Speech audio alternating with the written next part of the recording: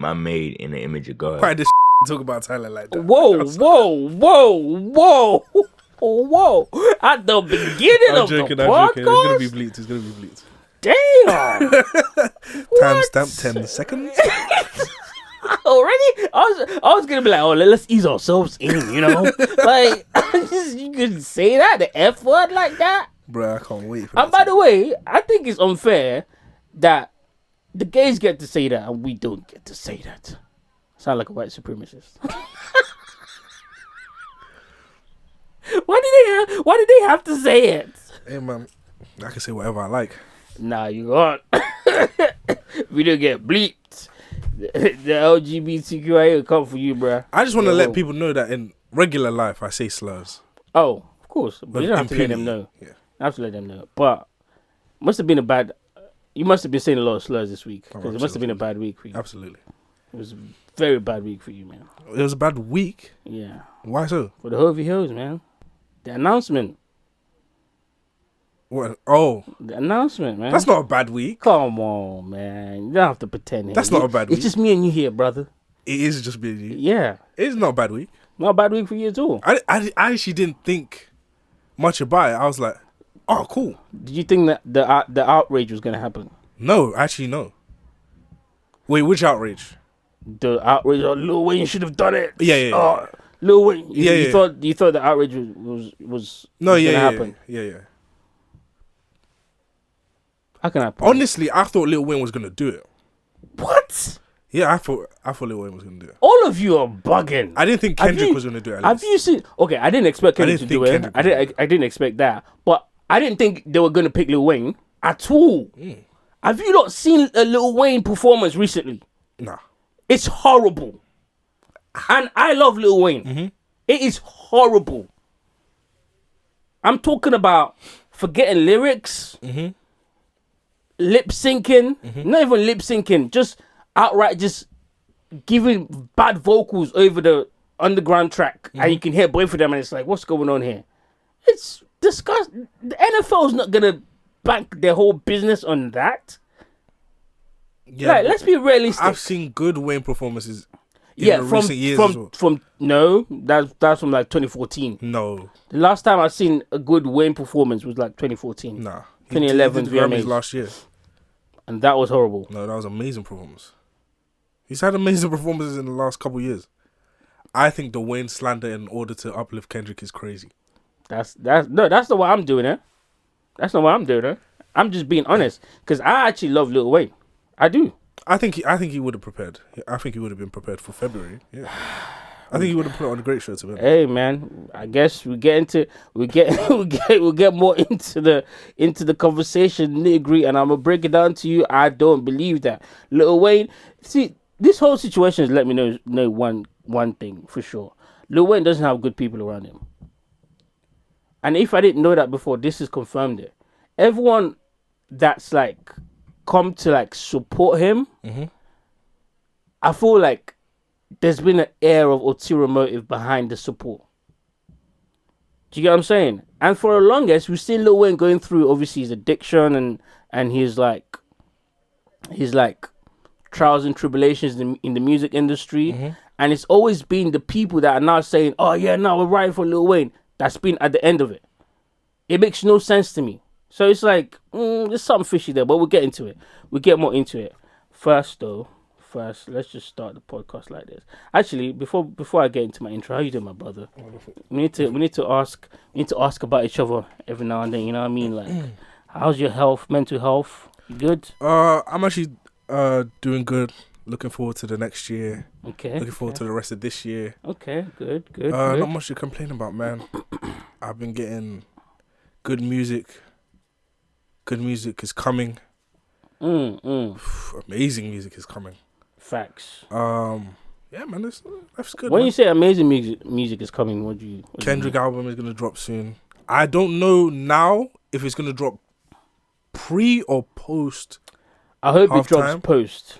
I want pre. I want pre as well. But post makes more sense. Exactly, from a perspective of a greedy fan. Like I want to hear that soon, and I'd like to hear what you think about the track that he just dropped. But we'll get into that in a minute. But I want it to be just for him to be able to maximize Mm-hmm. the opportunity of the NFL, it would make sense for them to drop it straight after, like literally, Or during the show. Exactly, or even during the show.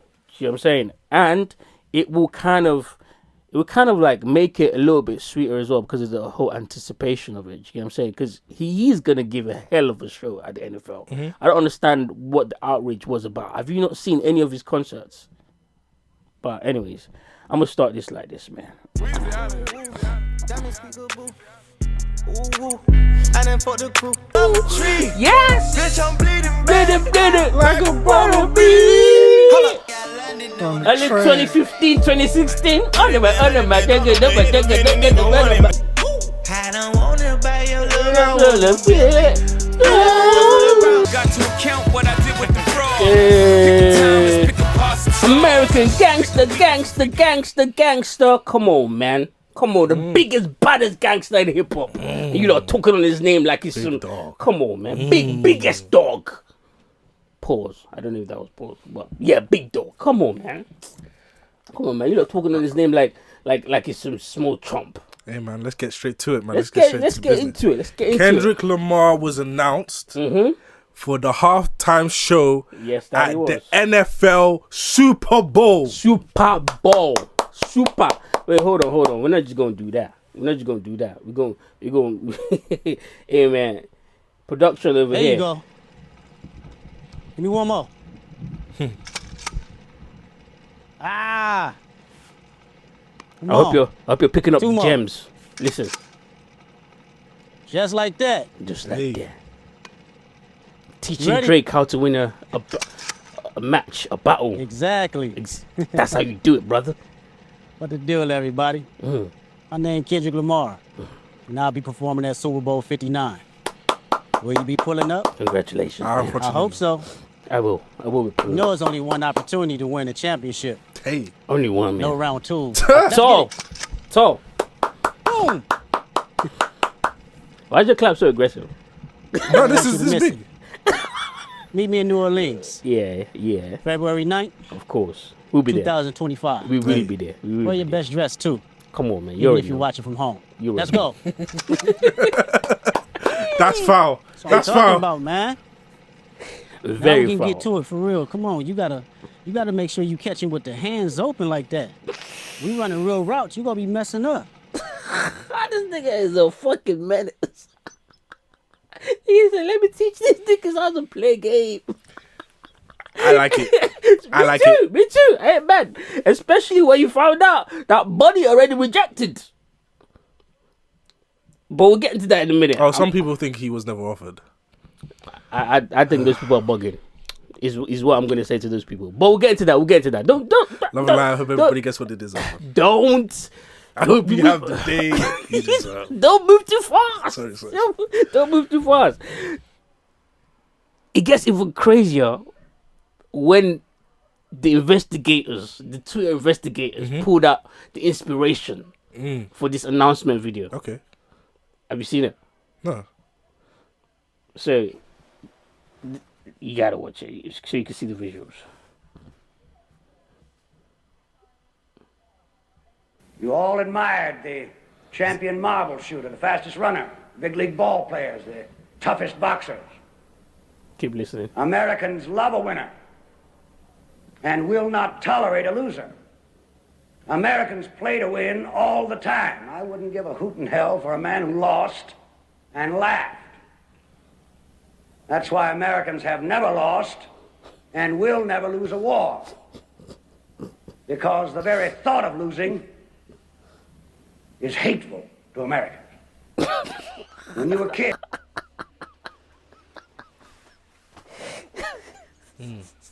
Americans. Kendrick saw that and was like, yeah, let's do that to that Canadian boy. Yeah, straight from the white man's mouth into my mind. Hey man, it is what it is, brother. This is. It is I'm what gonna it is, address that brother. when we get to the record. It is what it is, brother. Yeah, we'll get to we'll get there. Yeah, this man's crazy, man. He's a student of I don't know what type of game he's a student of. He's been learning from her as well. Clearly, you could tell. The art of war dynamics, the art of war techniques has been crazy. Oh, okay. Relax, brother. I You ain't all asking- admired the All champion. right, brother. That's enough, nigga. We heard from you already.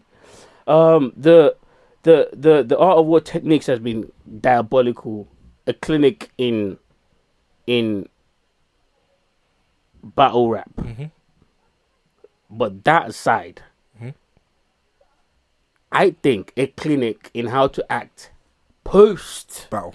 battle As the victor. as the victor. Yeah, of course, as the victor, because we don't know what he's like losing yet, Yeah. because we never seen it yet. But a clinic. The Super Bowl was announced. Jay released his statement. Or the outrage happened for a few hours, and then Jay released his statement. Kendrick Lamar is truly once in a generation artist and performer. His deep love for hip hop and culture informs his artistic vision. He has an unparalleled ability to define and influence culture globally. Kendrick's work transcends music, and his impact will be felt for years to come. Absolutely agree. I agree with that. I just want to put that out there for those people that then got on to Jay-Z. But we'll have that conversation. I just want to say the Wow. Let me just say, listen. I absolutely love that Kendrick is doing the halftime show. I was upset that I didn't get to see the Mr. Morale tour and Me that too. performance. So this one that he's gonna do, I'm glad that I'm gonna be able to see it. Yeah. Mr. Carter, Are we jumping straight into how does what you just said Mhm. address anything anybody's saying about you? Because he didn't give a F what any of y'all was saying. Now, does he about him. not give an F about what any of everyone was saying? Oh no. Or does he not give an F about what the how do I say this? Black people were saying. No, okay, don't do that. Don't I'm gonna do it all podcast. Okay. This is what this podcast is today. Okay, you're right. He doesn't give an F what you Negroids are saying. 'Cause- Because let me put it this way to you, right? As soon as that announcement happened, academics went on Twitter and started the propaganda that he did not need to do. Academics ignited this. I'm blaming What propaganda? He tweeted a bunch of stuff about Wayne deserves this. Why they're gonna give it to Kendrick Lamar? He blah, didn't blah, need to blah. do that. I agree. He did not need to do all of that. However, I think it was gonna happen even if he didn't. I think there would have been outrage, but it wouldn't have escalated the way it did if without academics. Academics put flames in the fire that he knew was coming. Yeah, You know what I'm saying? So there's that. but I knew we were having a barbecue. I just brought extra coke. No. You bought petrol. That's what academics did. He bought Whoopsie! Simple mistake to make. he bought petrol, like he bought petrol, gasoline. Honest mistake. Not honest mistake. Bro had it bought from last night. Hey, man. He had it bought from last night, waiting. Because his Twitter finger was crazy. I thought it was McMill handling his account. But anyways, that happens, and then all of you. Do you know what? The outrage is funny to me. Do you know why? Why? Because all of you are. I don't know if you How have to so? bleep that. Because not once did any of you mention that name, Who? Kendrick Lamar. Because it's not about Kendrick. It's not. Yes, it is. Yes, it is. Yes, it is. See, this is why they keep saying you lot coddled. It's not about Kendrick. It is about Kendrick. Nobody Lamar. said anything It's about Kendrick. Because you lot were scared. That's why. Or You lot were scared. not You lot about didn't. Kendrick. You lot didn't want him to take the anger out on you lot's best little boy. It's That's not why. about Kendrick. Okay, what is it about? Please. People wanted to Elaborate. see Wayne this year.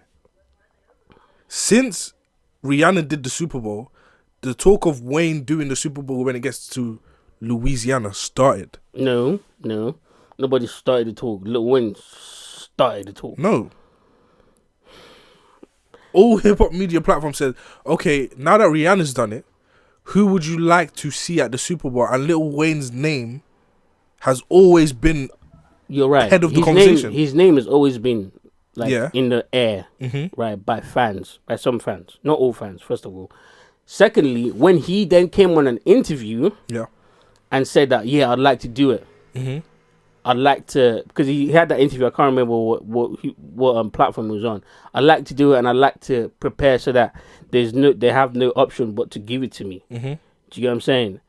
then it got a little bit more substantial. Yeah, and that's Right? like 3 years ago. Yeah, I agree. Yeah. But my issue with that is, actually, I got a few issues with it.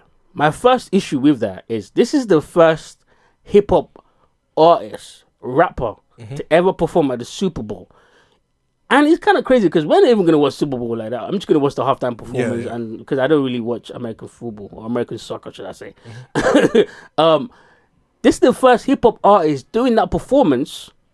The history of it was As it the was all headliner. as the headliner. The history of it, it was all rap. I mean, it was all white people performing. You lot, you lot, protested that. Well, Dre is a hip hop act. Yeah, Dre is a hip hop act, but He's not a rapper. He's not a rapper, and it was like Dre and friends. So it was just like doing his hits from back in the day or whatever, right? And Dre only got that because he's very good friends with Jay-Z. If we're being honest, he probably didn't deserve that. That's why he didn't do it by himself. And Kendrick was involved. And we'll get into that in a minute as well. There's so much to dissect here. Where was that? So this is the first hip hop artist to ever do the Super Bowl. You lot protested the white people doing it. You lot protested the NFL doing the racist stuff that they do, which they still do to this day, right? Because the NFL wanted to then change their perception in black people's eyes, because you lot are the one that watch Super Bowl the most, from what I can gather, anyways, as a British person, right? They say, okay, cool, we'll go find the top guy in you lot's culture that arranges this type of stuff. That guy was Jay-Z, or happened to be Jay-Z, or one of them, anyways. But he's one of those guys. I would like to stop you. That's no an argument. Can I stop you right there? I don't think the NFL approached Jay-Z. I think Jay-Z approached the NFL. Either way, It's very different. And the reason it's different is he approached the NFL because he saw an opportunity. number one, he saw an opportunity and he thinks his standing is, if I tell them Negroes to shut up, they will. That's why his first statement is, we're not kneeling anymore. Who the is we? Okay, I'm gonna rebuttal that with the last 3. How many years has he been doing it now? 3 years now, right? 3. 3 years. Did you lot not shut the That's not my business. I'm just letting the people know. bleep, by the way? Did you not keep your mouth shut? I'm just letting the people know. Colin Kaepernick till this day doesn't have a job anymore at the NFL. I'm just letting the people Did know. you look riot for him? I'm just letting the people know. No, but I'm asking you because you're saying that, and I think you're all right. I'm very correct. Is he wrong? Listen, was Hitler... Was he wrong? Yes or no? When Hitler told them to march, they marched. They did, I'm just letting the people know that they're marching. and Buddy might have been right too. I ain't doing that. Legacy Incorporated Wait, does no, I not mean, I endorse. said Buddy and then someone else, not Hitler. I'm just saying. But please continue. I Alright, just wanted cool. to let the people Alright, know. cool. Yeah, thanks for that information. But Jay-Z wasn't wrong, even if that's the case, because I do think you're onto something there. But now they give you the first ever hip hop. Obviously, they did the Beyond. I think it was who was the first one. I think it was like Shakira and someone. Shakira and was it Shakira and Beyonce? I think it was Probably. Shakira and Beyonce. Beyonce has to be there. And then it was The Weeknd, and then last year it was Dr. Dre, right? No. Last year was Usher. Oh yeah, last year was Usher. So it's 4 years Usher- now. So it's Oh, 4 it's more years than- now. It's yeah. Usher, Rihanna, then Yeah, Dre, then some. yeah. But my point is, now this is the first proper rapper to do it, right? And you need to go. I'm sorry. It's not that time yet. I'm sorry, guys. But actually, not. We've cut in the music. It's not time. But anyways, so now it's the time for the proper first rapper to do it, and you guys take the mentality of crab in a barrel. Oh no, he should have done it instead. Oh, he should have done it. Oh, he should have done it, and he should have done it. If the NFL comes out tomorrow and says, you know what, Negroids, we're okay. Too much calamity. I wouldn't fault them. I'm sorry, I wouldn't.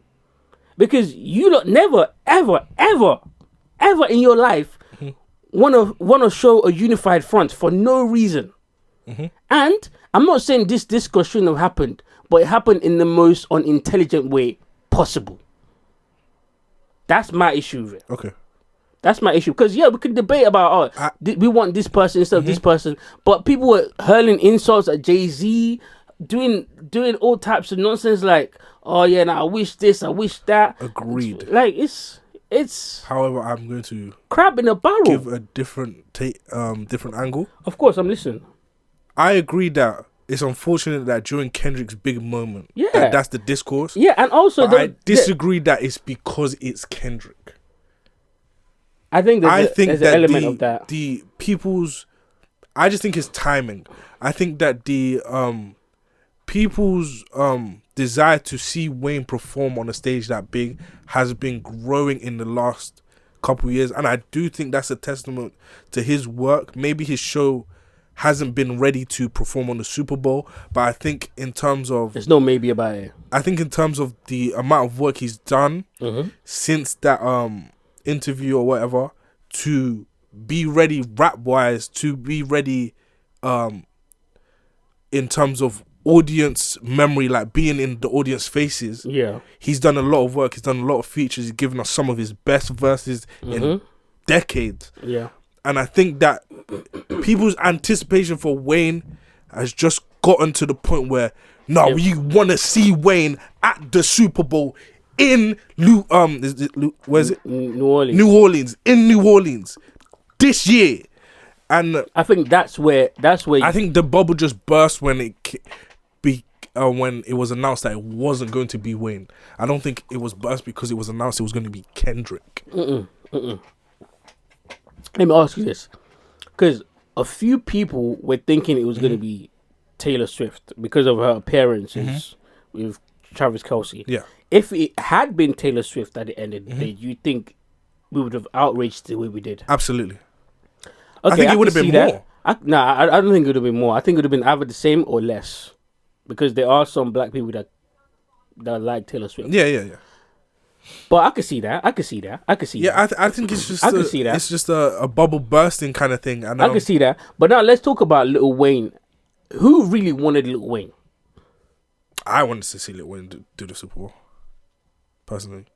I think maybe about 30% of the fans wanted Lil Wayne. No, it's way more than that. Because you're forgetting that the thing that makes that... I didn't want Lil Wayne. Let me just make that clear. That you didn't want. I did not want Lil Wayne. Not that Lil Wayne. Not the lean sipping, blunt smoking Lil Wayne. No. I wanted 2011 Lil Wayne, who doesn't seem to exist anymore. I think you lot should let that go. In my opinion, sorry to cut you off, but I'll just say this and then you can get back on the mic. In my opinion, there's some legends that don't age well, and we just need to accept that. Lil Wayne is one of those people. But you can carry on. Even if that was the case, I think the Super Bowl would be the greatest last hurrah. I think that's a perfect final note. I don't. I know, but you think that, but there are two things with that. One, he's not entitled to the Super Bowl. I'll get back to that point for the record. And number two, if I'm the Super Bowl and I'm looking at this from a business standpoint of making sure my show goes perfectly via Hitch, I'm not putting my bets on Lil Wayne. Okay.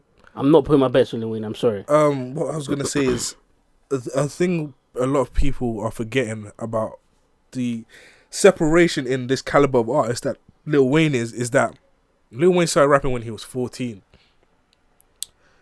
Most of these artists don't have old fans and fans in the middle and new fans. Over the last 4 years, Lil Wayne has gained so many new fans that his fan base now spans almost 3 generations. I agree with you. The amount of people that want to see Lil Wayne do that big show, even if it is even if you think he's on his last legs, you don't think he's aged well. I think as a last hurrah to Lil Wayne, for him to end out, to have one of the final markers in his career be in his city, I think that was a perfect time. And I think the only reason Kendrick got it this year is Kendrick has because had of a the hell of a year. momentum Yeah, of of course, the beef and stuff that's happened this year. of course, Because next year is in LA. of course. And while you may be right, or in your opinion, the last hurrah could be the Super Bowl, that doesn't mean that the Super Bowl feels like over here is where he should have his last hurrah. Go have your last hurrah at the Louisiana concert that you're throwing. Yeah, that's cool. In a I'm year or talking whatever about that the is. fans and why. Yeah, that, but you, that's what I'm saying to you fans. You fans have to realize that you're not entitled. You're not the one that picks these people. That's number cool. one. Number two, you're not entitled to see a certain person. For years, they put white people there, and you lot have not liked it, and they still did it. So what makes you think that now, or just because now Jay-Z's at the head of, or now it's like hip hop adjacent acts, like R&B acts, black people, whatever. Now we get to. It's not like a voting system. It's not democracy. There's a committee that picks it. Jay-Z is a part of that committee, of course. So while we're now acting out, also as well, another issue I want to tackle is I don't like the rhetoric of, oh, because it's Louisiana, it has to be Lil Wayne doing it. No, it doesn't. No, it doesn't. But I don't think It that's what doesn't. people are saying. I Some think people people are are. saying we'd like it to be Lil Wayne in Louisiana. I know. Some people are saying that. But some people are saying, oh, he dropped the ball because this is Louisiana. It should be Lil Wayne. He's entitled because it's Louisiana. It's like, no, it's not. And I understand why they feel that way. I do understand why they feel that way. The only reason why they feel that way is because of the Dr. Dre one. Because Dr. Dre did the whole, oh, it's California, we Californians. But they need to realize that Dr. Dre has special privileges when he's talking to Jay-Z that other people don't have. That's cool. I don't like the talk. I don't like the point of they've never done, same artist, same city. What does that mean? So it should never happen then. What does that mean? I'm not saying it should never happen, but what I am saying is just because it's a city doesn't mean that he was entitled to it. That's what I'm saying. Nobody's saying he's entitled to it, but that's what the people want. I think that, especially if your whole thing for taking the deal and getting your money or whatever is, to be the voice of the people, I feel like this is the only Super Bowl where the people have said like, no, this is who we want to see. This is who we want to see. Yeah, Rihanna, wow, thanks, cool. Usher, yeah, that's real good. Yeah. But this is the first one where people were really like, nah, it would be sick if it was Lil Wayne in Louisiana Super Bowl show. This is the first time where the people of all walks of life said, No, not all walks of life, some walks of life, but carry on. people have said, nah, I want to see Lil Wayne. Yeah, I agree with you. And I'm glad that the NFL said to you, hell no, niggas. Right. I am glad because it would have been a horrible show. I'm telling you right now. All right. Moving the conversation further. Some of the other people, I'm not talking about fans now. With the fans, I understand you can have that bias, or you can have that need to want to see your favorite artist, especially a legacy act, perform a Super Bowl, whatever. I'm not faulting you for that.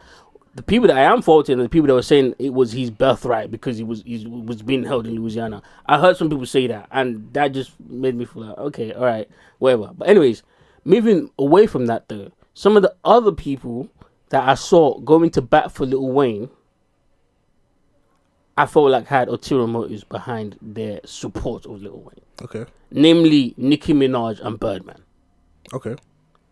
Nicki Minaj released a slew of tweets attacking Jay-Z because of whatever bitterness she has for Jay-Z, and of course because of Meg Thee Stallion. Okay. I would like to see people support Lil Wayne when they don't have something to gain or someone to get at.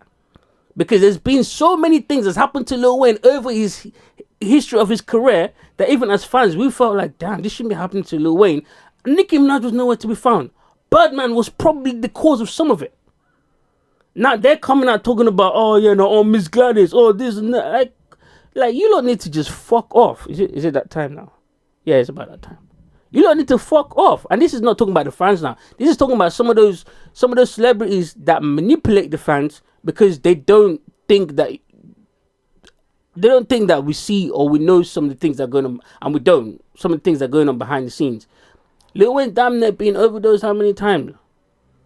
Birdman didn't pay Lil Wayne his 50 million until Jay-Z, the nigga that they're attacking, helped him sue Birdman to get his 50 million. What are we talking about here? And then on top of that, Birdman conspired with Young Thug to try to kill this man. Are we forgetting that? Lil Wayne been on stage saying fuck Birdman. Now all of a sudden he's an advocate for Lil Wayne. Fuck off. I'm gonna say I've seen Nicki go to bat for Lil Wayne probably more than anyone in that camp. But have you seen her go to bat for him when she didn't have someone that she had an issue with? Yeah. When? I can't name specifically, but anytime Wayne's going through something, Nicki's pretty much the only one to publicly say anything. As pertains to Lil Wayne and Birdman, niggas are allowed to go through whatever they go through together. Niggas been knowing each other for longer than I've been alive, and I feel like well, that happens. It does. So, right. It does. It does. But Lil Wayne hasn't said anything disparaging about anyone. Of course he hasn't. That's Lil Wayne. He's a man of class. Yeah, exactly. So if the people that around him want to crash out the way they want to crash out, that's up to them. I know, but I feel like the crash out is selfish. It's not solely because they love Lil Wayne, especially Birdman. Nicki Minaj, okay, I could see, but Nicki Minaj also has the tinge of the hate for Jay-Z added to it. Their hate might be valid. I don't know their interactions. I don't know their experience. Whether it's valid or not, you're not going. I don't think Nicki Minaj, in my opinion, I could be wrong, by the way. I don't think Nicki Minaj is going that hard if she didn't have hate for Jay-Z already. That's all I'm saying. Okay. That's what I'm saying. Her hate might be valid. Lil Wayne might feel that the hate is valid as well, but he might not say anything about it. Yeah, man, I hope Jay-Z falls. That's crazy. You know, do I need to play it again? Do I gotta play it again? Do I have to do this again? So they don't know the feeling when them pains get a call. Feel a force, I got a question for you. What? All those people who helped Jay-Z make those great records, where are they? Who are they? First of all, we got Kanye. Oh, Kanye millions up in China right now. I'm talking about what is their proximity to Jay today. Well, Kanye specifically, we know how that got disintegrated. Who else? Beanie Siegel. Beanie Siegel, we know how that got disintegrated. See, that's the thing. What's Dame? We know how that got disintegrated. It's never Jay-Z's fault. It's always this nigga's fault, bro. It's always this other nigga's fault. I know a couple girls that say the same thing about religion. Next topic. No, we're still on this topic. Should I read the tweets? Oh, there's no need to read the tweets. From Birdman. Nah, not really. I think Lil Wayne's video was enough for me. I don't really need to hear what anybody else had to say. Well, I'm gonna play this though. I'm gonna play this because I need to make. Is, after I had a meeting with Wayne, I had a relationship with Baby, so, when I used to go to New Orleans, I would hang out with him. He had me in the purple little whatever that car was. Remember them purple little cars? The Prowler. Prowler going down the street. No top. People trying to jump in the car. So I felt it was only right to call him. I called him out of respect, like, yo, I was talking to Wayne, just letting you know, boom, boom, boom. So after that, I think we received a letter at our office for like torturous interference from a lawyer, and I was like, whoa. Was it sports? They do that? It was like, whoa. And it just all went from there. But, I think I would rather, lose that situation and do the right thing than the opposite, because I think I could have just... I could have signed him. I could have signed him and then told him after. But I did the right thing. And so that's when Jay-Z was trying to sign Lil Wayne to Rockefeller. Birdman blocked it, only to end up stealing money from him. That's number one. Number two, after the Young Money Cash Money situation, Lil Wayne was out on his ass, owed money by Birdman, and also owed taxes to the IRS, 14 million. Guess who helped him take care of the 14 million? Jay-Z. But Jay-Z's the one that's hating on Lil Wayne. make that make sense for me I don't think Jay-Z's hated on Lil Wayne. at all. I think that, and that's the point I'm trying to make about Birdman and Nicki Minaj. I think they're using the opportunity to come out to express their hate for Jay-Z. It's like, stand on your 2 feet. I think Wayne is a casualty of War. war. Of course. And Wayne is way too gentle for him to understand that those 2 people that I've just mentioned are manipulating him and using him in a way. And I just don't like seeing that. That's why I said earlier that the people that I don't know whether they're actually around him, like physically, but the people that try to associate to him, and because Wayne is a person of loyalty, he's never gonna come out and be like, even though he has come out and said fuck Birdman, but he's never gonna come out and be like, I don't want to hear you say my name, blah blah, to the public. He's just gonna be quiet and smoke weed and ride his skateboard. So, anyways, that's just my point. J Electronica saw all of Birdman's tweet and tweeted this out, and I thought this was hilarious. Niggas got all this smoke for Hove, but ain't got no smoke for David Geffen, Jimmy Iovine, and Lucian Grange, or Leroy Cohen, etc., etc. I do not respect your gangster, you pussy. I don't love nobody. Okay, and this other tweet is quoting Elijah Muhammad and all them honorable Louis Farrakhan, basically saying that Birdman, you only act gangster. It's true. Yes. The Nation of Islam didn't have to. Listen. Who is Jay Electronica married to? Listen. I know who he's married to, but listen. He does make a good point. When Birdman is dealing with black people, he's the biggest gangster in the world. Agreed. When he's dealing with white people, he quiets up like a mouse. Okay, agreed. But J Electronica is married to one of the what they call them, Rothschilds. Yeah. Yeah. And he's using that point to defend who exactly? This is where Jay-Z.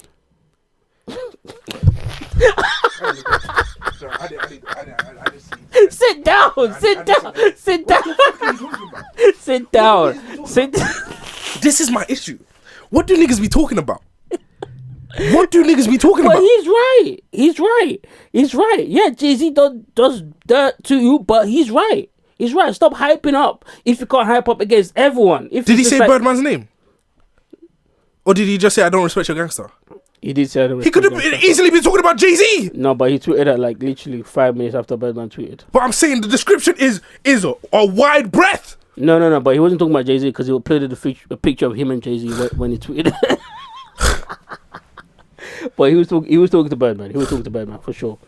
And they've got the animosity there. And then this is where I started to get a little bit more analytical with this whole Lil Wayne situation. And guys, by the way, we're going to spend a little bit of time on this because there's a lot to dissect here.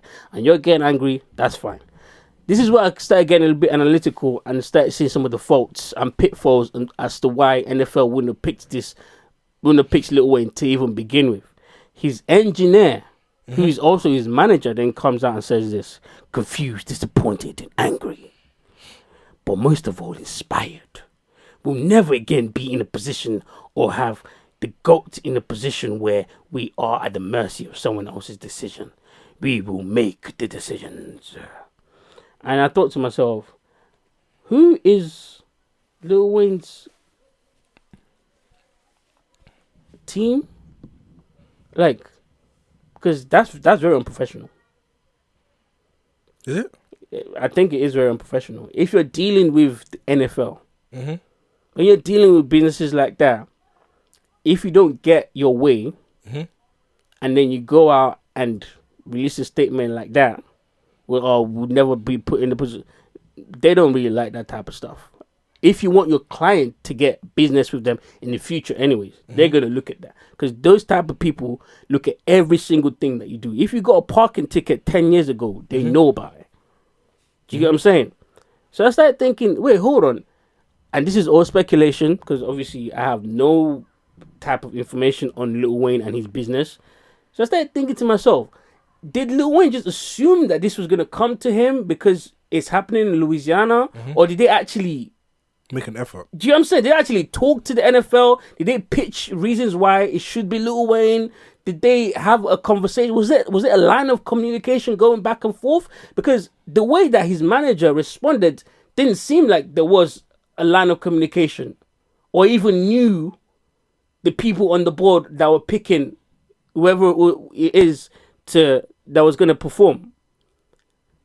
And if that's the case, you lot outrage you for no reason. This is just seems like amateur hour. You can't just assume that the NFL just gonna give it to you because it's in your hometown. You have to communicate with them, show them an effort. Like for example, the reason why Kendrick Lamar is picked is because of a myriad amount of things. Number one, the beef, the clinicality of the beef. They've probably looked at his live shows and seen that it's spectacular. They've probably looked at his numbers that he normally does without them being involved at all and seen that it's high. You think they're not going to look at all of this other stuff with all of the other candidates before they pick someone? I think that's how they make the decisions. They don't make the decisions based off of, oh, that's what you lot want. Okay, cool. So yeah, that's what we're going to do. No, that's my opinion. That's my opinion. I don't think the engineer's statement is foul in any way. I'm not saying foul. I'm saying unprofessional, because it can not be foul and be unprofessional at the same time. Yeah. As I said, I think Lil Wayne's statement is enough for me. Because his statement came across more like, I feel shitty because maybe I didn't do enough of the work that needed to be done. Absolutely. Well, but I'm saying he came across like, okay, I understand. I feel shit. It made me feel shit because maybe I didn't do enough of what I need to do. And he also should we play? He also didn't shit on the fans. Yeah. Should we play it and then we'll talk about it? Okay. Because I kind of agree with what you're saying. Heard a lot. You know, your words turned into arms, and it held me up when I try to fall back.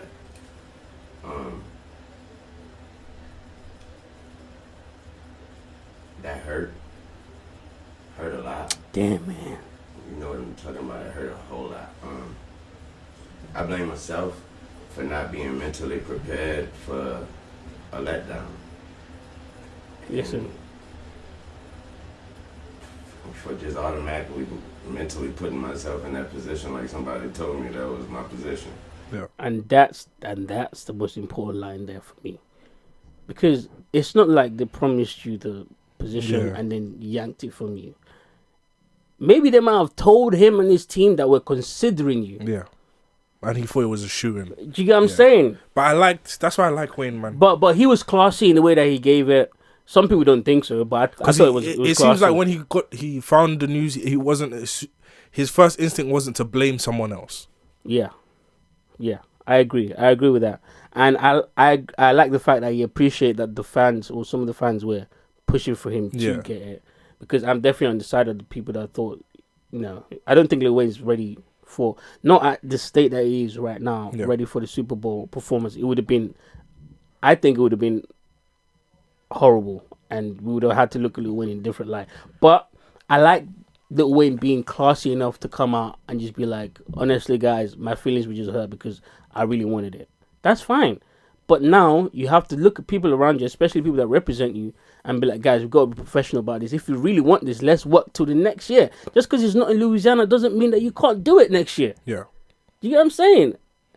And the pattern of the show, it's only been one time when it's been one person with special privileges that did it in their hometown. So, there's that. And there's also, with Lil Wayne, I don't think at the minute he's healthy enough to be able to handle that stage. Yeah, I think he's going to have to do a lot of cardio work, a lot of exercise, and a lot of practice. He would have, yeah. I know, but that's what I'm saying. He hasn't done it for the next one. Yeah. Maybe the one after that. He would have had enough time to be able to do it. Do you get what I'm saying? Yeah. But not for the one that's coming in February. Absolutely not. And the NFL is looking at these things. But it is, Karen. Yeah, seeing that video and hearing Wayne speak, I was about to cry like Joe Heron De La Soul splits. That was funny. That was a good throwback. But you think that was a real cry? oh no, yeah. Fair enough. For me, I don't want to say this. Nah, say it, 'Cause man. I just don't want to put that in the universe, but I think, especially with Nicki's reaction, I think Wayne's health is in more of question than we are privy to. Yes. So I think that's really why I was giving Nicki so much bail, because her tone let me know that, oh shit, You might not be here for that something- much longer. Yeah. And that is exactly why the NFL would not want to give it to Lil Wayne. I know we're looking at the human side of this, but they're looking at the business side of this, unfortunately. I'm sorry. They're looking at the business side of this. I'm not gonna let you perform on, they say, the biggest stage in the world. I don't think it's the biggest stage in the It's world. But you know, Americans, you know. I'm not gonna let you on such a huge stage when I know that, like, you run the run could mean that you, God forbid, collapse on that stage. Yeah. Do you know what I'm saying? And then now we have liability issues, we have a brand image issue, and on top of that, what people aren't speaking about is also another factor that I feel like, even if they were considering him, worked against him, was the fact that they're trying to walk away or move away from all of that NFL's racist stuff. And if you look at Lil Wayne's catalogue of how he feels about racism, doesn't align with that. Even though obviously it's performative, of course. But I can see the NFL go, ooh, even if we really want him, like he said all this stuff, if all of this pops up, it's not going to be good for our brand. People are going to start remembering all of that. I can see them saying that. Yeah. I can see them saying And that. do you know what's so funny about all of this? What? I could see Kendrick bringing out Lil Wayne. What? I could see Kendrick bringing out Lil Wayne in Louisiana. I can see that as well. New Orleans. I can say Louisiana. Louisiana. Because Actually- that's a Wayne line. Yeah, no, but New Orleans is in Louisiana. Yeah. So you're right, technically. In New Orleans, I could see Kendrick. Kendrick is a huge Lil Wayne Of fan. course he is. Yeah. Who isn't? That grew up around that time when Lil Wayne was. Come on, man. Of course he is. And Kendrick would never disrespect Lil Wayne, even if that's how Lil Wayne feels. Do you know what I'm saying? And also as well, there's the fact of Lil Wayne's reputation around the industry, where this guy that was part of the producers of the Grammys came out and said he's notoriously difficult to work with, doesn't show up to rehearsals. The NFL would have known these stuff because they would speak to people that they worked in the past. Do you know what I'm saying? That's another point. And last but not least, I don't think Lil Wayne is relevant enough to do it over Kendrick. He's relevant enough to do it, don't get me wrong, but not enough to do it over Kendrick. That's number one. I don't think he's healthy enough to do it over Kendrick. I don't think his performances are better than Kendrick's performances. I don't think his reputation, his reliability, all of that stuff, I don't think if you're putting, because you got to think about how they're looking at it. I'm judging this guy against this guy against this guy against this. They're putting it side by side. Lil Wayne comes full short compared to Kendrick in all the criteria, or most of them. The only criteria that Lil Wayne probably eclipsed Kendrick is the legend criteria, or the, you know what I mean, like the, what's it called? The legacy criteria. Do you get what I'm saying? And that's because Kendrick is still recent, if that makes sense. But yeah, I couldn't believe you lot was doing all of that on Twitter. But yeah. This is all I'm gonna say to just round this out, and then we can kind of move on. Actually, we're not gonna move on. There's one last thing we need to talk about before we move on from this. But this is what I'm gonna say. First of all, there's a couple last things. First of all, you lot shouldn't have felt entitled to Lil Wayne doing it. In my opinion, you wouldn't have hurt yourself. Secondly, I think we need to show up for our greats for where it matters. I didn't hear that much discourse when Lil Wayne was in hospital. That's when I expect you lot to be riding for him, not when he's about to entertain you. Like, I mean, obviously that too, but why is there not that much discourse for then than there is for now? It just doesn't make any sense to me. And Kendrick deserves it. He didn't deserve to have his moment just like shat on. because of what you lot preferred, in my opinion. Anyways, there's that.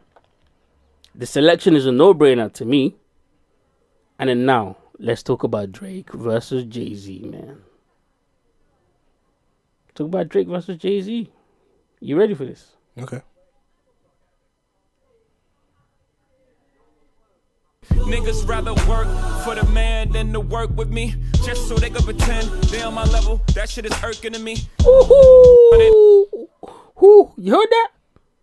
That was directly at Drake. For the title issue, that was the first time.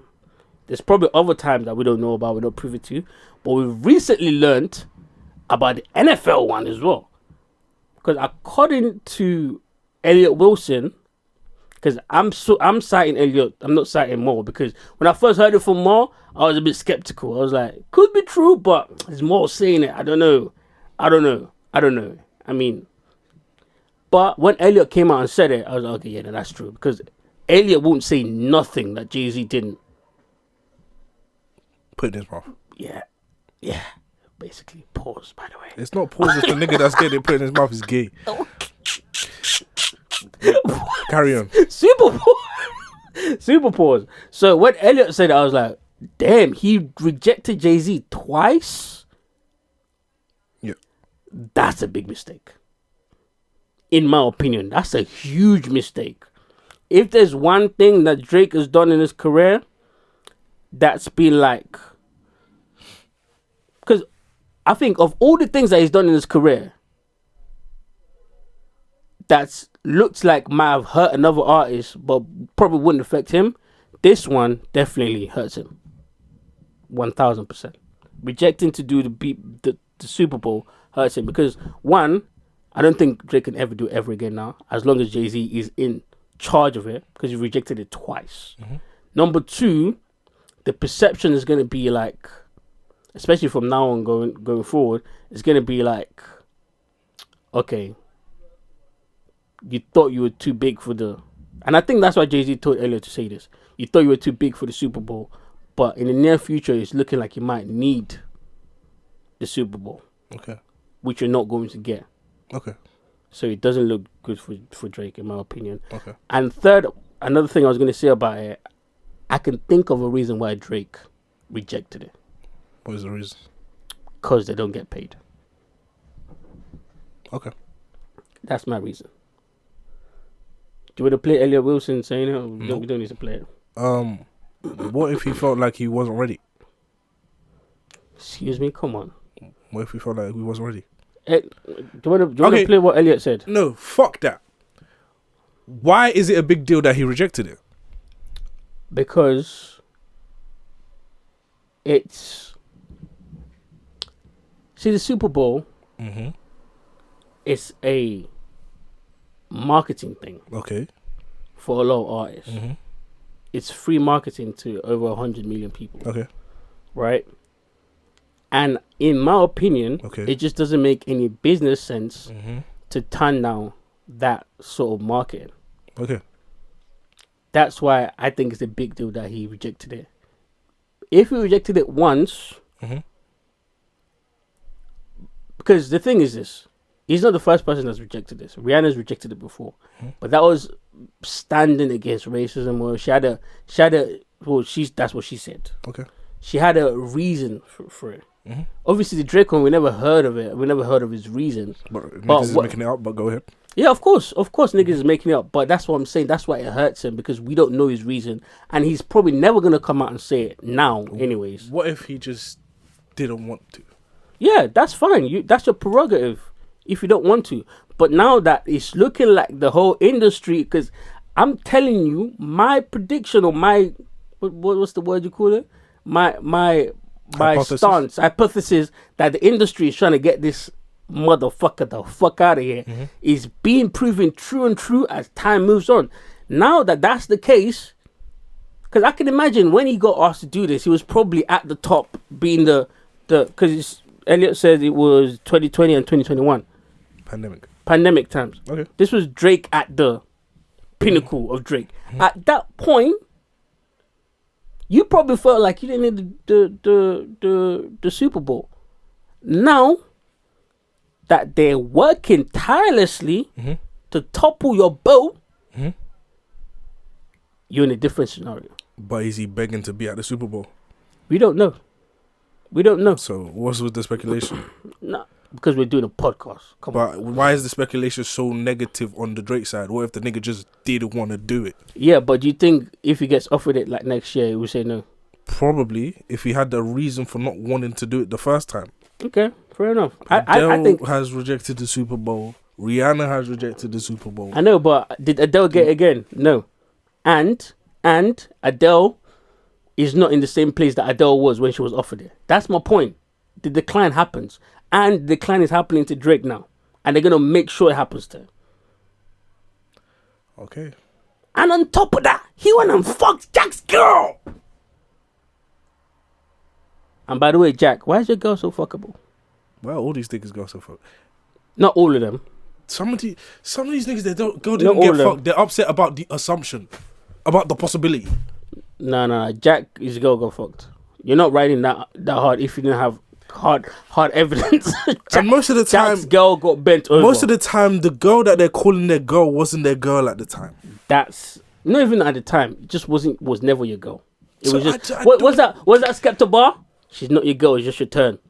That's what I don't get, because niggas live real life, but when it comes to the Drake stuff and the rumors, niggas forget what real life is like.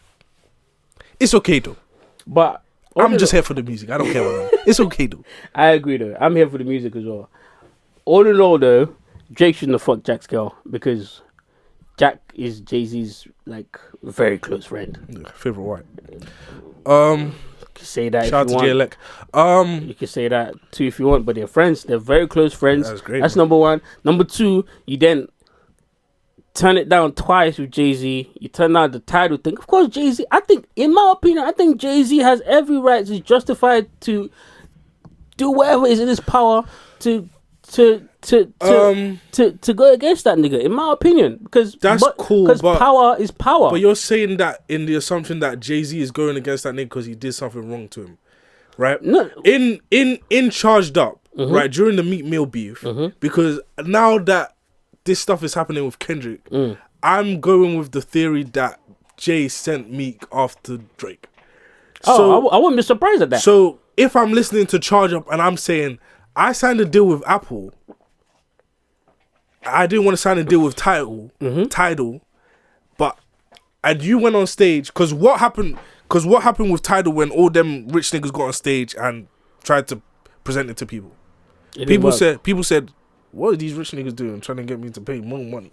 These niggas are so It didn't entitled. work, yeah. And Drake goes on the track and says, I signed a deal with Apple for me. I didn't ask nobody for nothing. And you're begging me to go to Tidal to do what exactly for everybody else? And I'm the one that's entitled? You think I have to sign with Tidal because you asked me? No. And then he says, No, do you know police are shooting people with their arms up, but your main focus is trying to harm us. Because I said no to Tidal? it's not just that though. Don't do that. You're being But when obtuse. we were talking about Drake, niggas were talking about, but look at the track record. Oh, this nigga's a liar. Look at the track record. Look at the track record of Jay-Z. He's petty. Of course he is. But I don't think Jay-Z has ever denied being petty. But the pettiness is corny. But when it comes to Jay-Z, nobody says it's corny. I didn't want to sign to Tidal. I wanted to sign to Apple. Okay, What's but the big deal? I didn't offend you. yes, you did. In business, you did. And it's not even just that. Because I think if it was just that, Jay-Z wouldn't have offered him Super Bowl after he became in charge of it. I think Jay-Z was like, cool, okay, cool, you did your thing. Even though he rapped about it, maybe he felt, okay, cool, we're over it, let's do business together. But from our perspective anyways, every time Jay-Z has come to try to do business with Drake has turned it down. Yeah, because I don't want to do business with you. It's just, what happened to, it's just business.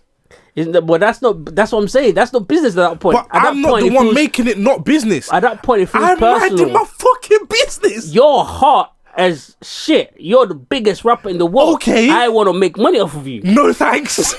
I don't understand. What are you trying to get to? No thank you.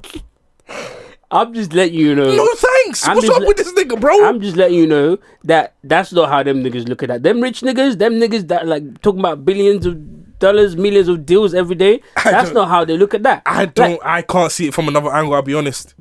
I just can't. No, thank you, I get sir. The fuck? You don't have to. That being said as well, I'm seeing. Oh yeah, Drake did the house album and released it when Beyonce was playing the house album. I'll tell you this right now, Negroes. Beyonce stole that idea from Drake. Your niggas don't even like the album. The only song you like, guess who wrote it? What song? Heated. Oh yeah. But he wrote the entire album allegedly. Brother. This is what I'm saying. I don't understand. Allegedly, he wrote the whole album. But like I could see Jay-Z being mad at that. And I think he's probably within his rights to be mad at that. Do you know why I say that? Listen for a second. If I bring you in, or if my wife brings you in to come and work on an album for her, we're not just bringing you in, we're paying you to be there. You do all this work, but because you're so great at writing, you got some extras left that was probably better than some. Actually, not even probably. Clearly better. Listen, let me finish. Clearly better than the shit that you did over here that we paid you for. And then you go release it just before I'm about to drop my shit. Come on. From a business standpoint, that's like, come on, brother. I would like to use your what own are you doing, brother? What are you doing, brother? I would like to use your own Comment. Let's look at evidence. Let's look at track records. Okay? I'm Drake. I go to Turks and Caicos all the time. Of course. All they play is house music. I'm a lover of music. I'm inspired. I'm writing house music. I've done this before. Something in this wheelhouse. This is my bag. Of course. Beyonce put out Lemonade. Oh, niggas like that one. Put out another one. Fucking miss. What are we gonna do to make this bitch stick? Oh, let's turn it. Let's take the industry left. Everybody's coming this way. House album. I heard Drake's doing a house album. No, hold on. We don't know if you heard. Let me finish. We don't know that. Let me finish. Okay, so you're speculating. Let me finish. Are you speculating? My speculation is backed by evidence. What evidence? Pattern. Okay. Right? Everybody's going to start doing house music now. Fucking miss. What can we do to make this Beyonce album stick? Oh, them niggas over there is doing country. Shout out. Shoebeezy. Oh, you doing country, nigga? Me too. Huh, niggas don't like this. What can we do to make Beyonce stick? Huh, Rihanna's putting out fucking hair products. I hate Guess you. what we're gonna do? What the fuck? I hate you so much. Why do you hate the Carter so much? But it's not hate. It's just if you're letting a nigga get away with something, I'm allowed to say what you're letting them get away with. Nah, you're right. I mean, yeah, country music awards didn't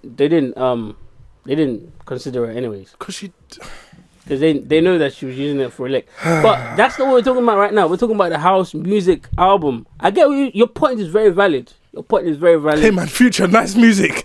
Okay. Hey, Beyonce, you want to collab? What the fuck? What are we talking about? Hey, Migos, wow, real nice movement over there. What the fuck? And Kendrick is talking about culture vulture. But you're saying that like artists don't do this all the time. A lot of artists do this. They do. Whenever it's going cold for them, they latch onto other people's waves. That's the music industry, bro. There's only a certain people that have their own waves. That's why Kendrick, J. Cole, and Drake are special, because they have their own waves. But why don't they talk about the colonizers, the Carters? Man, easy mistake to make.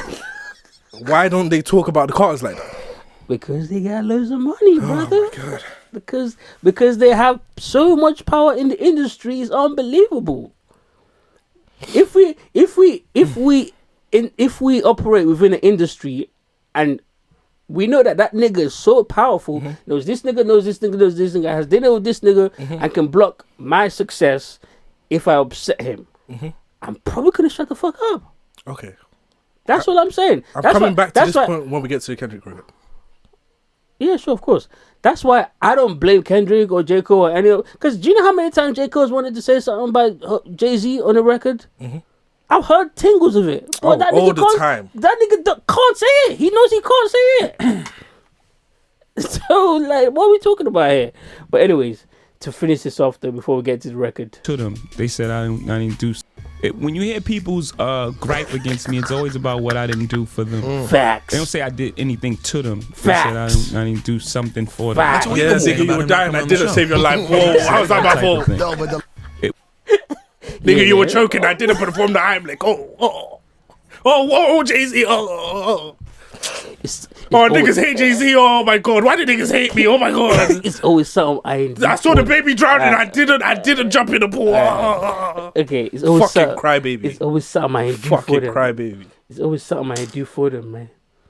Nigga That's shot facts. his brother. That's the nigga. That's your king. That's your king. You didn't know what he was doing then. Oh my God. You didn't know what he was doing then.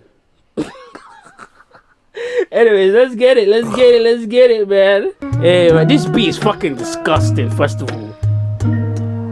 Perfectly mixed and mastered. Parading gluttony without giving truth to the youth. The graveyard is company, just tell us what casket the truth. Say This nigga is a fucking menace. Mm-hmm. This nigga says, just walk him down and ask him what casket do you want, brother? Mm-hmm. Do you want us to bury you? He's here to revamp the whole rap scene. With Jay-Z behind him, nigga. With Jay behind him, nigga. Not just Jay. What's that other nigga's name? Lucian Grange, nigga. That's like painting a white wall with white. I hear it though. It's Yeah, new paint. you do the science. Of That's course. why. You do the science. That's why You took you the brick out of the brick house to build it with brick. I hear it. I know, but different brick, Oh yeah. different brands. Yeah, I hear of it. brick. I hear it. Come on, man. Come on, man. You listening to this? Yeah, I'm listening. Your ears open. It's a word. Your ears open. Wow, did Jesus come back? Oh my God. Elohim. Hey, baby. Elohim. but they don't hate me, they hate the man that I represent. The type of man that never did right cause I want a favor. She's telling you that it's social media influencers. I think he's talking about Cameron Mace. And then academics. influencer sounds like influenza. So he's saying that these niggas are a sickness. And they don't hate him, they hate the man he represents. You know why? Because you never ride no dick for no favors. I hear it. Ever. Never, Never to Jay-Z. Of course not. Or Top. Never. Of course not. And that nigga's name being Top is crazy. Niggas didn't do the analysis on that one. But we let that slide. But anyways, no. For real though. I'm on Kendrick's side. I love this record. Yeah. I think it's good for the society. It's good for the rap scene. I agree. Let's finish it and then we'll do the lyric breakdown and you can tell me how hypocritical he is. Because I can see your face. As long as you know, as long as you can hear it too. No, I can't hear it. Oh. I'm TDE for life. Okay. My ears are blocked to that.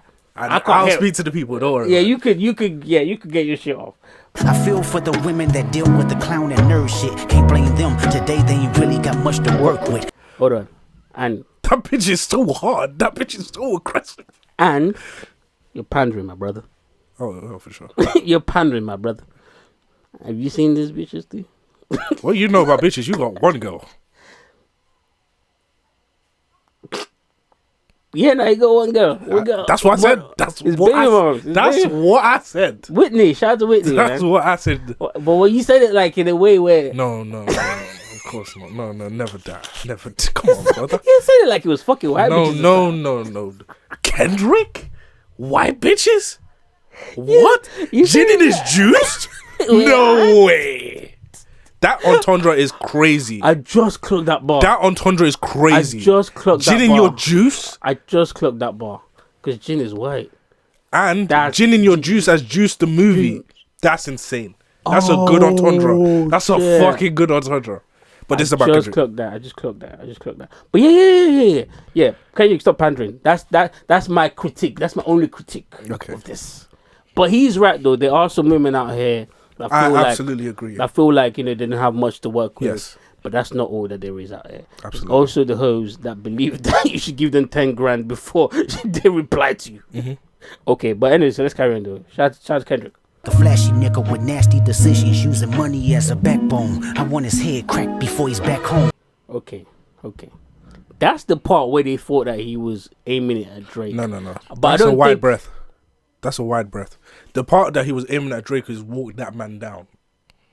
Yeah. I just walked that man down. That would do everybody a favor. Yeah. This, I think the whole song is not actually a Drake it's diss. not a Drake diss. Yeah. There's that one Drake line and the other one, which got muted out. Oh yeah.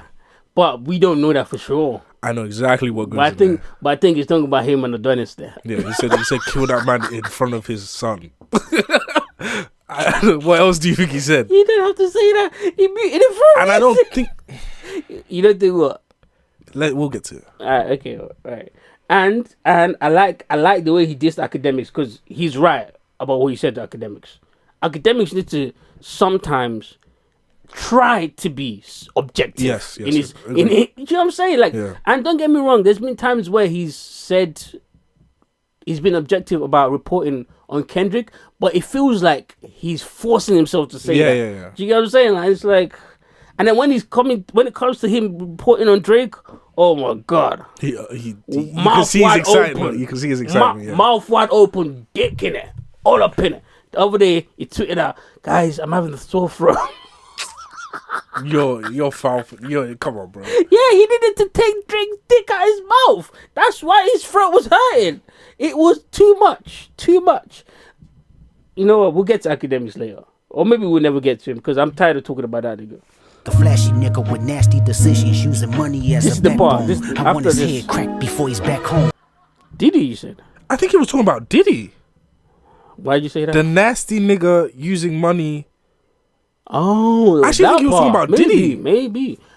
But I think it's not just about just one guy. I think it's about those type of guys in the industry because this song is targeted at a lot of you nasty niggas in the industry. That's what I think. That does fit Diddy's profile a lot though. But Diddy is not the only one. And that's why I think he said I want his head cracked before he's back home. Because Diddy. I can't wait for 50 Cent's documentary. I can't wait, bro. I cannot wait. The radio personality pushing propaganda for salary. Let me know when they. I think he's talking about Diddy. And the radio personality is obviously about academics, Mace, and Cam. Which do you see what they said about Jay-Z? I think I did. Yeah. While they might have been justified in feeling the way they feel, it just seemed like hate. It didn't seem very cohesive. It didn't seem anything. They're just like, oh yeah, no, you're blocking homie because he's mad jealous of homie. It's like, that nigga helped homie that you lot talking about way more than you lot have. So, anyways, but let's not go back to that. Let's finish this. Salt and battery, I see a new earth filled with beautiful people making humanity work. Alright, that was a cool tune. I like that. I really enjoyed it. What say you, Legacy? First, let me start with love is always hate. The niggas in the sunken place.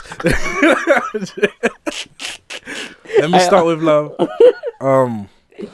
What I'm about to do and say. Disclaimer, it's about to be crazy. This is what hip hop is supposed to do to people. Yes, I agree. So I like this record a lot. And that's why I think this record is very important. Absolutely. I want more of these records from all of my hip hop faves. Facts. From all of them. I want to harken back to a point I made during the beef that might have got drowned out because niggas was happy. Right? Why are you pointing at me when you said niggas? there was a deeper point I was trying to get to, and I'm glad that I was able to see it because it seems that I'm on track with what Kendrick was trying to do with his release of this record. When I said him and Drake have the ability to reconcile, where it's like, I'm a killer. Killing is what I do. But I'm killing you because I love you. Okay. Like he said in the record. I think And because I hate you too. I think that's Yeah.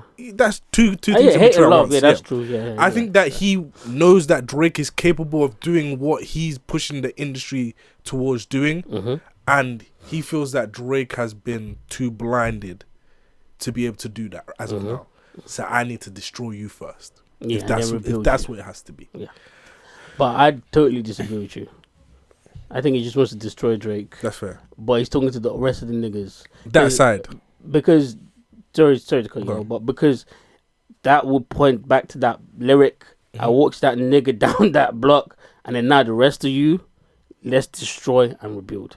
But I could see your point as well. Now, let's get to it. If those are your morals, yeah, why do you choose to work with the people you choose to work with?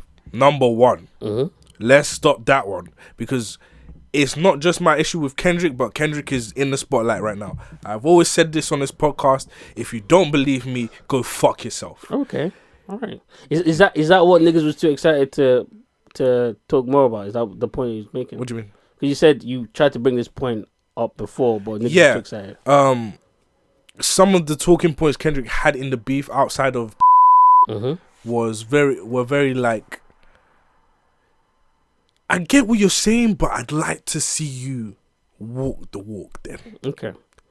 Because don't say this on a record with Future. Okay. Don't say this on the record with Thug. Okay.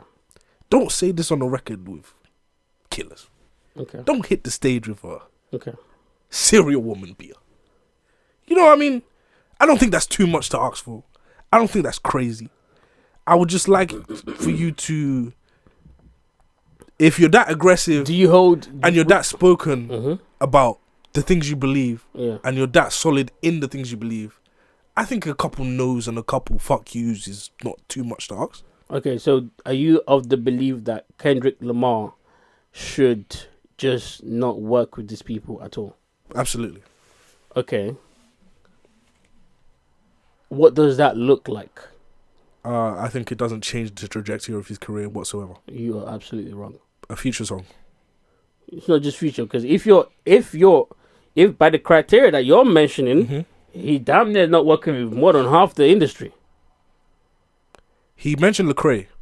Never done a song with Lecrae in his life. I know, but he fucks with him.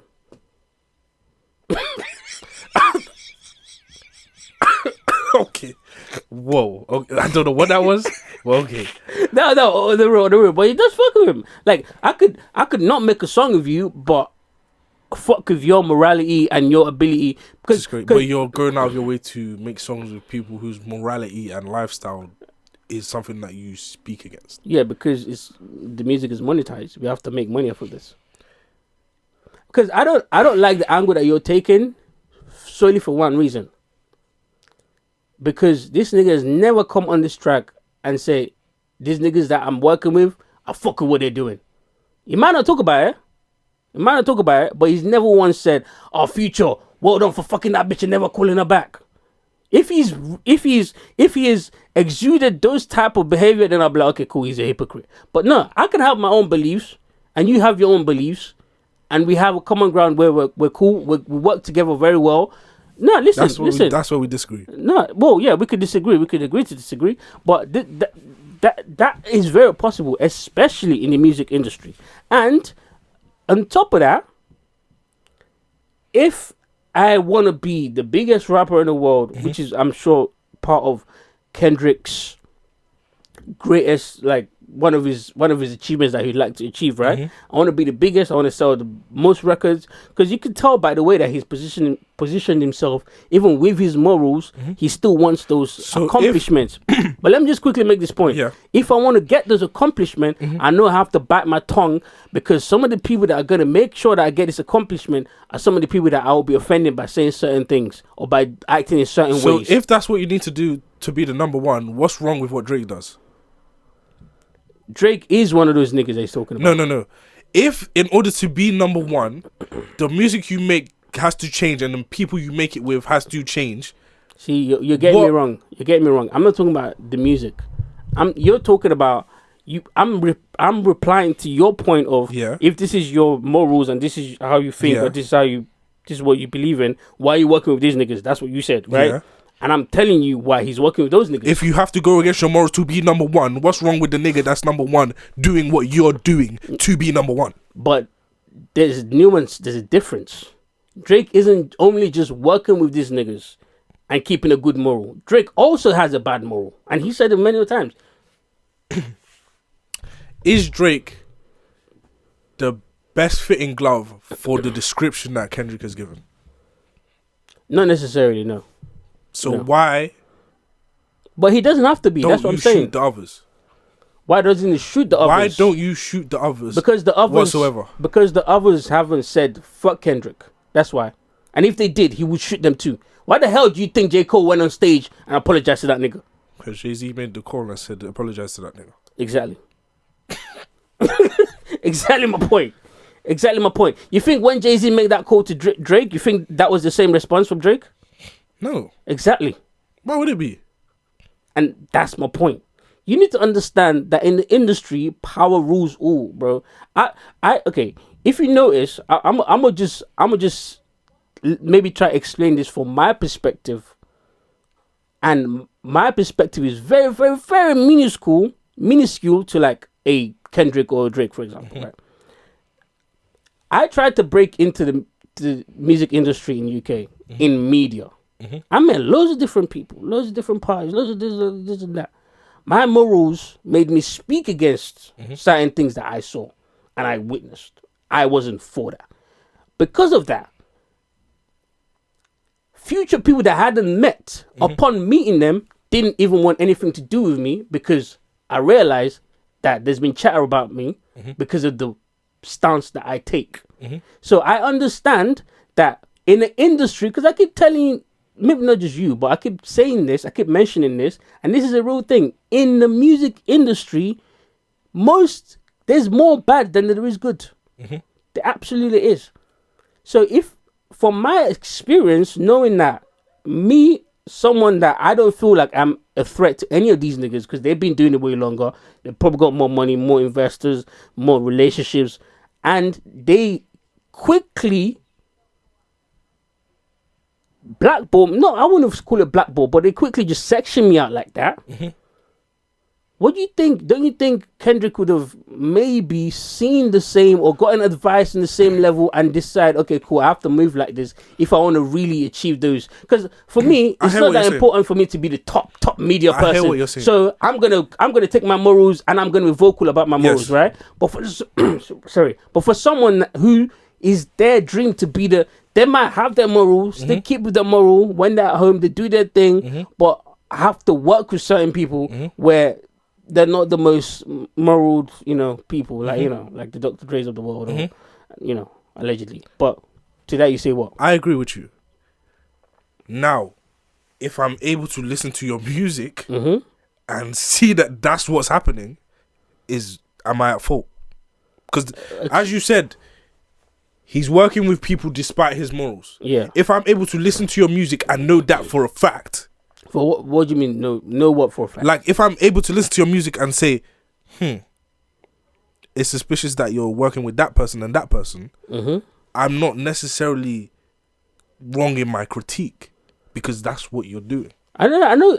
I'm not saying you're wrong in your critique, but I am saying your critique isn't okay. Because your critique of him is being a hypocrite. I'm saying he's not a hypocrite because he has to compromise to achieve his goals. I'm telling you that he will be a hypocrite if he changes who he is at his core because of the people that he's around that works with him. Does that make sense? But so far, from what we've seen from him, is that he recognizes that he's not like these other niggas, and he still stands on what he believes in. Okay, my main gripe is the person you decided to attack, put all of that on, doesn't fit the description as well as the people that you are compromising your morals for. Yeah, I agree with that. That is my only critique. I agree with that. And on top of that, but you know what?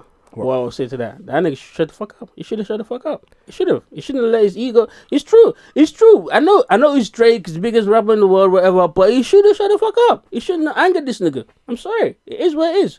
Like I could have my critique, and I could feel like it's personal between me and you because clearly it's been brewing for over 10 years. They both said it. So there's that. So even if Drake doesn't fill the criteria, doesn't fill the criteria as much as some other people, those other people, we have good working relationships.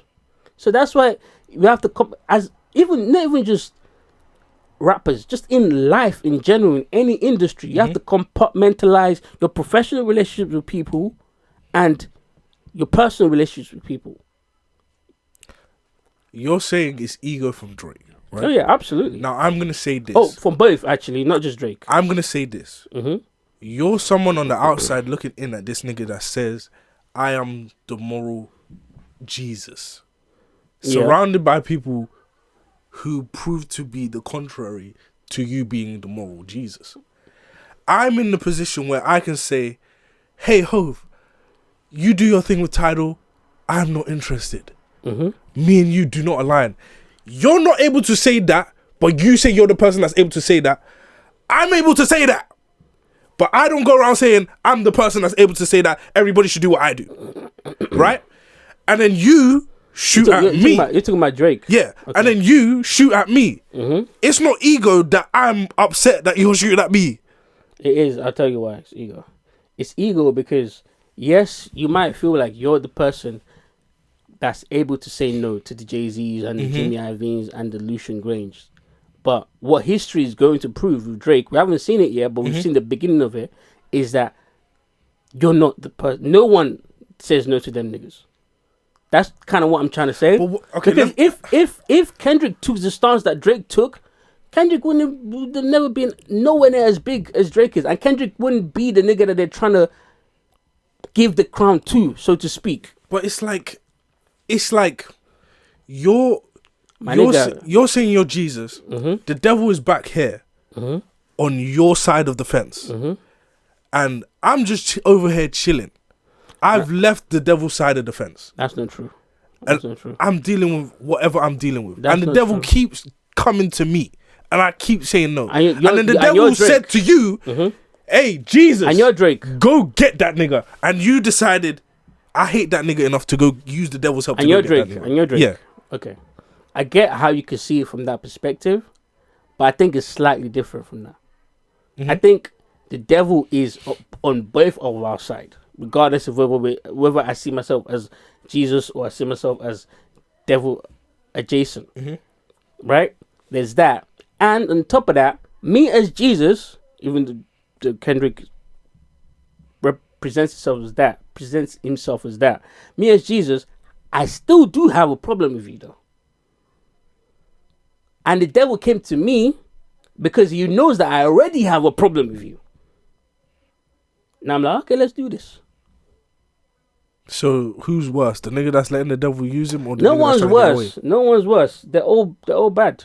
No one's worse. That's my point. So no one's worse. Okay. No one's. I don't think anyone's worse. I'ma just say this. I listened to Mr. Morale unlike some niggas. And I enjoyed. No. That's just say the general audience. I don't know why they keep saying the general audience did not like Mr. Morale. Initially, they didn't. Yeah. And then it grew on niggas. But it grew on niggas because of hype. They didn't listen to it for what Mr. Morale was. I think it grew on niggas because after the music videos came out, and all of a sudden the niggas went on top 10. Okay, maybe. Yeah. I know that you just came out of some. Now you're this hyper Christian guy. What it seems like. Yeah. If you're gonna do that, me believing what I believe, me saying all I'm saying isn't to shit on Kendrick or because I'm a Drake fan. I like both of them guys. I'm still gonna like both of them guys. Of course. Me too. If you're gonna use God's name to do that shit, you better be doing it with the cleanest hands. You better wash your hands 65 I know, but times. what I don't understand about you is that, like, I don't think he's using God's name. I think he's using his own, like, how he feels about himself compared to the industry that he has to operate in. I don't think he's like saying, oh, God is telling me to do this. He's saying, I want to do this because I feel like this is what it should be. I feel like, and he's not just talking about hip hop, by the way. He's talking about the whole African American culture, the whole mentality of like, and I think he wrote this after he saw what was happening on Twitter with his announcement. Oh yeah, I'm gonna say something about the muted line. Yeah, I think he wrote this after that, and I think he thinks Drake's behind it. But that's what I'm saying. Your goal is way bigger than that. I think he doesn't like Drake. I think your hatred of Drake is blinding you to what you're actually trying to do, and that's all I'm trying to say. Yeah, it's possible. That's possible. Now, the muted line. Remember what I said during the beef, audience? The punchline is determined, yes, by the main punch, but the lines before and after. Where did Kendrick take us from the rhyme scheme before? He took us to... What line? He said the line before the muted line is D1. He took us to the mind frame of football. What are we recently associating football with? NFL. Who's in the NFL conversation with him? Lil Wayne. Who was Lil Wayne associated with Drake? Wait. D1 isn't referred to football. D1. Division 1 league. Football. Keep up. No, D1 is he's talking about the Christian rapper D1. It's double entendres. Let's go. Okay. Let's go. D1. I'ma kill that nigga. But hold on. But before you move on, yeah.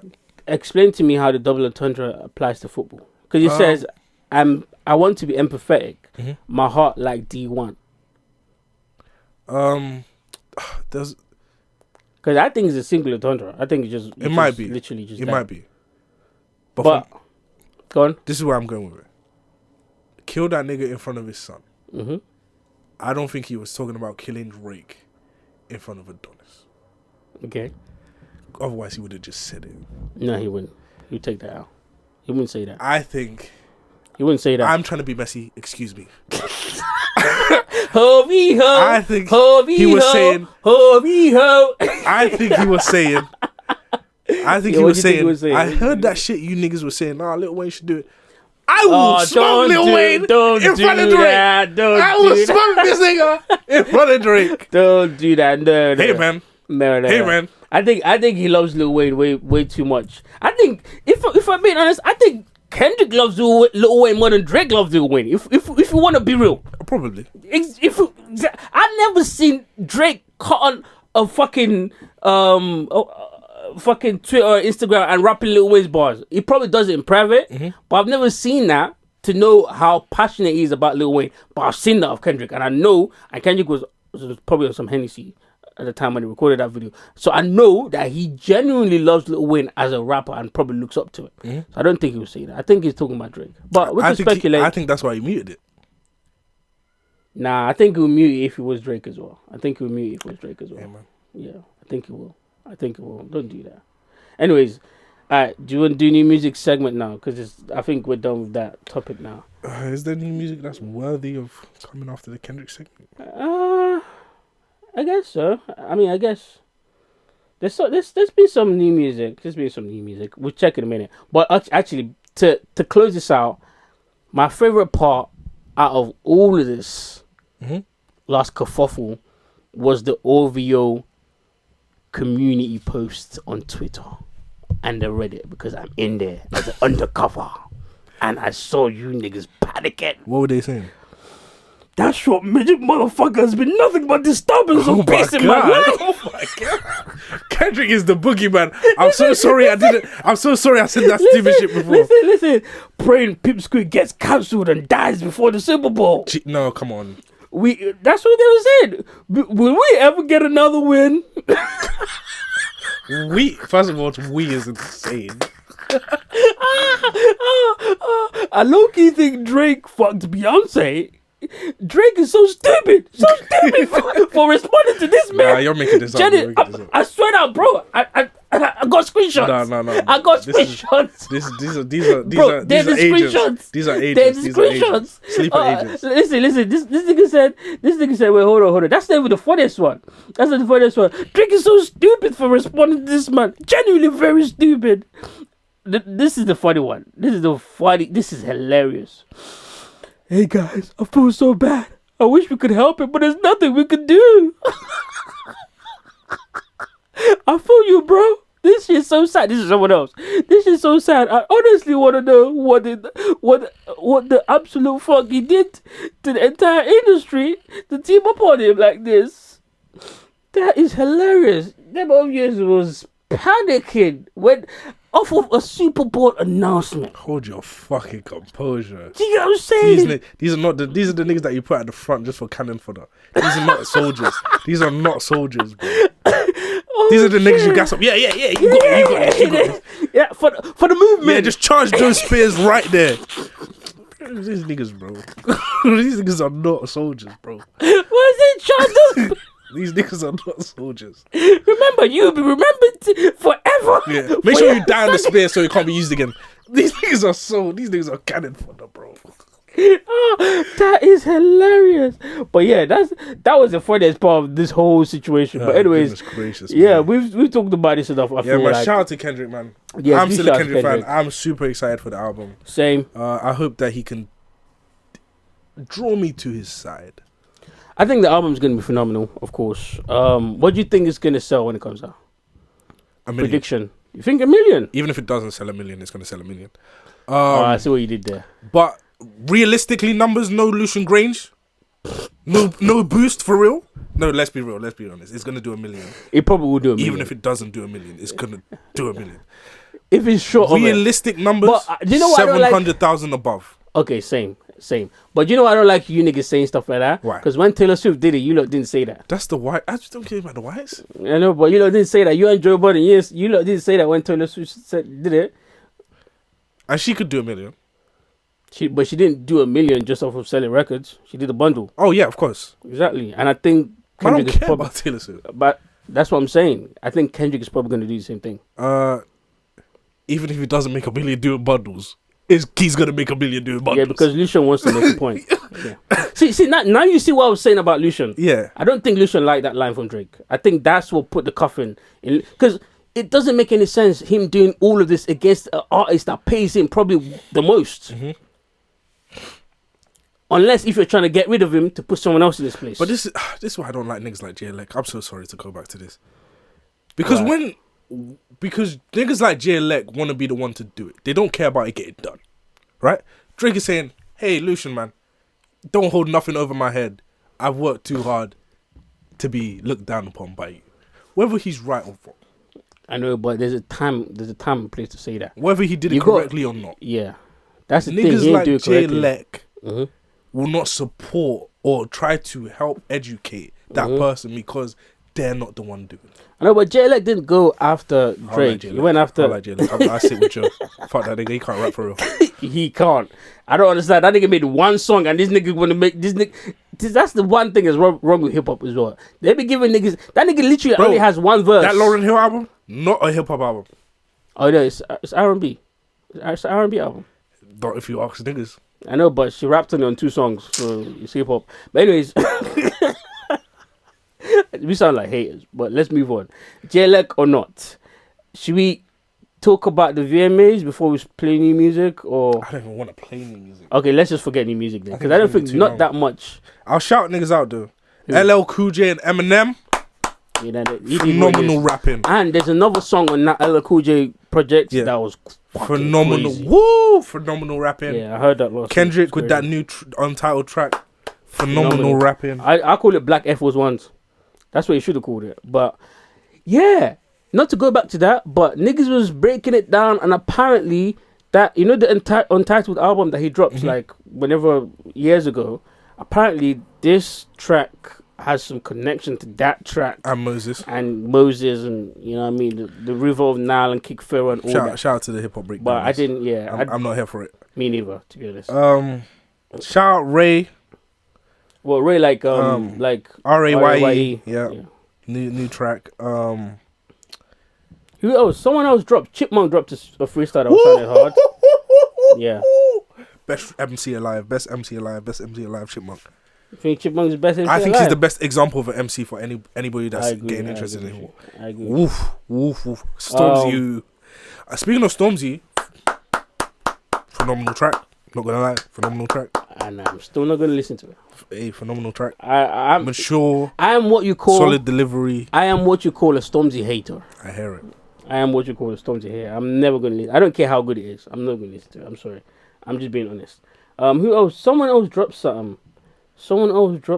We're not going to play it, but we should play Flamies today, though. Yeah. Just because we're not going to play any new music. Someone else, The Weeknd, Dancing in the Flames dropped. I heard it briefly. It was very good. It was a crazy track, and not pushing the needle. Yeah, not pushing the needle. What? Like the track, samey. No, I know, but The Weeknd is now a pop star. Like he's done those type of songs before. It works for him. Cool. I'm not that mad because it was actually good. So it's like kind of like reminded me of Blinding Lights. Yeah. So, but very I still liked it. Era-ish. Yeah, I still liked it. But what I'm excited about is the song that he premiered with Playboi Carti in Brazil. I ain't gonna lie, that's a fire combo. That song sound crazy. The beat of that song sound crazy. Actually, let me play it for you real quick. Just real quick. Where is it? What's that song that they have together already? I think I'm not sure, but I think it's called something like Fame or something like that. Yeah. It's like off of the movie thing that they did. That one sounded crazy too. Crazy. I don't know why, but they work so well together. Yeah. Maybe they'd be in the studio together. But listen to this. This shit, and this is live as well. So this is not the mix and mastered like tracks. But listen.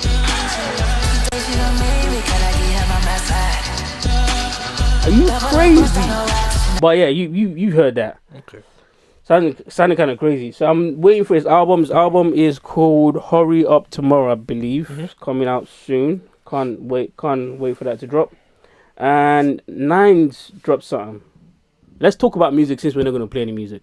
Nines dropped Tony Soprano 3. Have you heard it? No, I haven't heard it. But I thought he was dropping his last album. Apparently he's retiring after this, is what I heard. Well, that's... Niggas try to use the Jay-Z tactic. I'm sorry. I don't believe it. I'm sorry.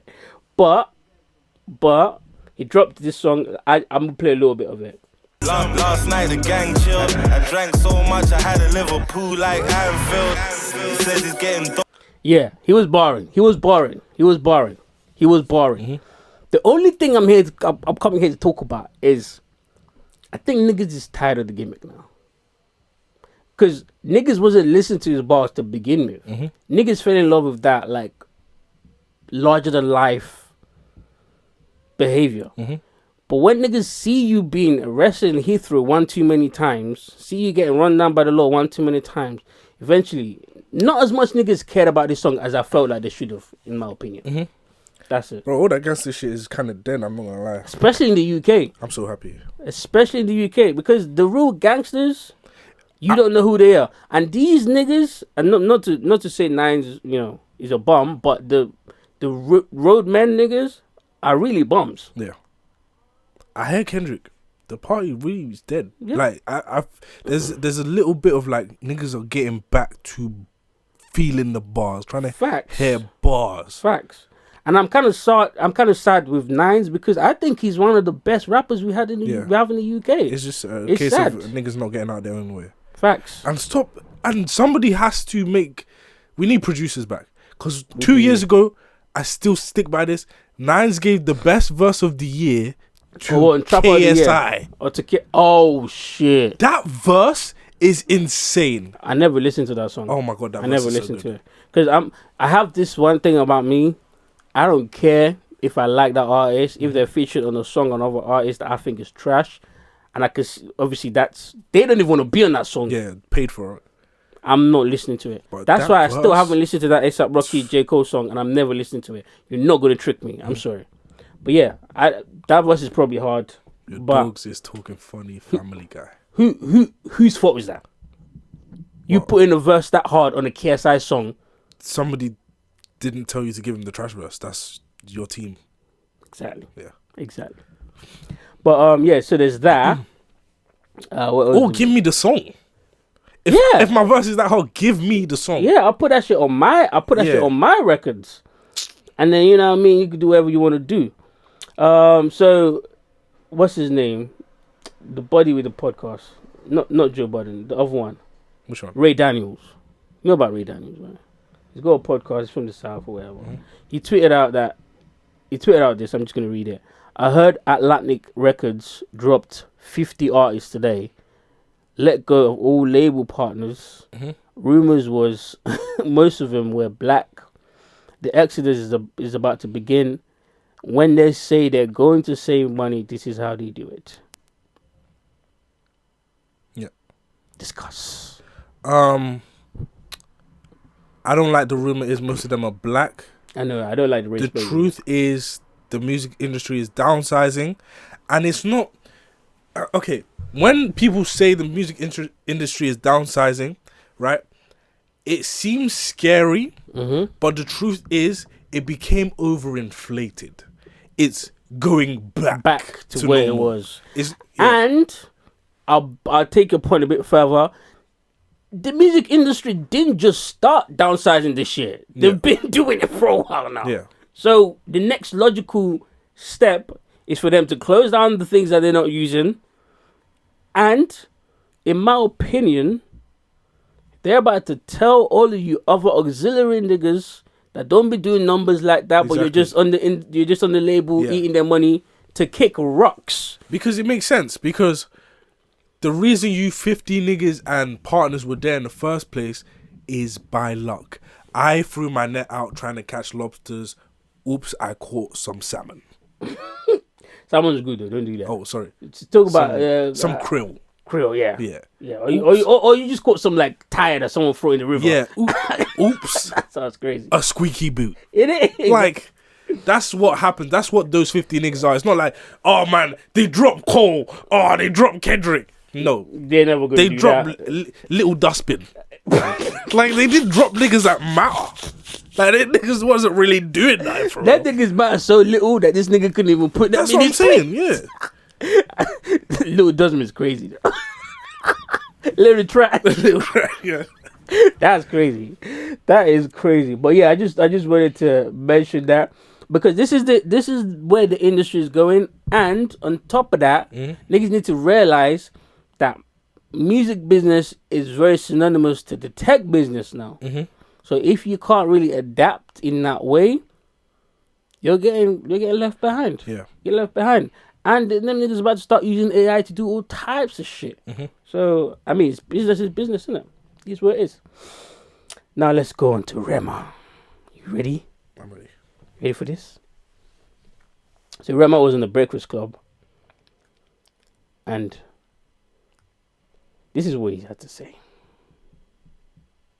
To the game, I came with a template. I just, like, the way, like, new artists come and have a dominance. Mine was just different from the day one.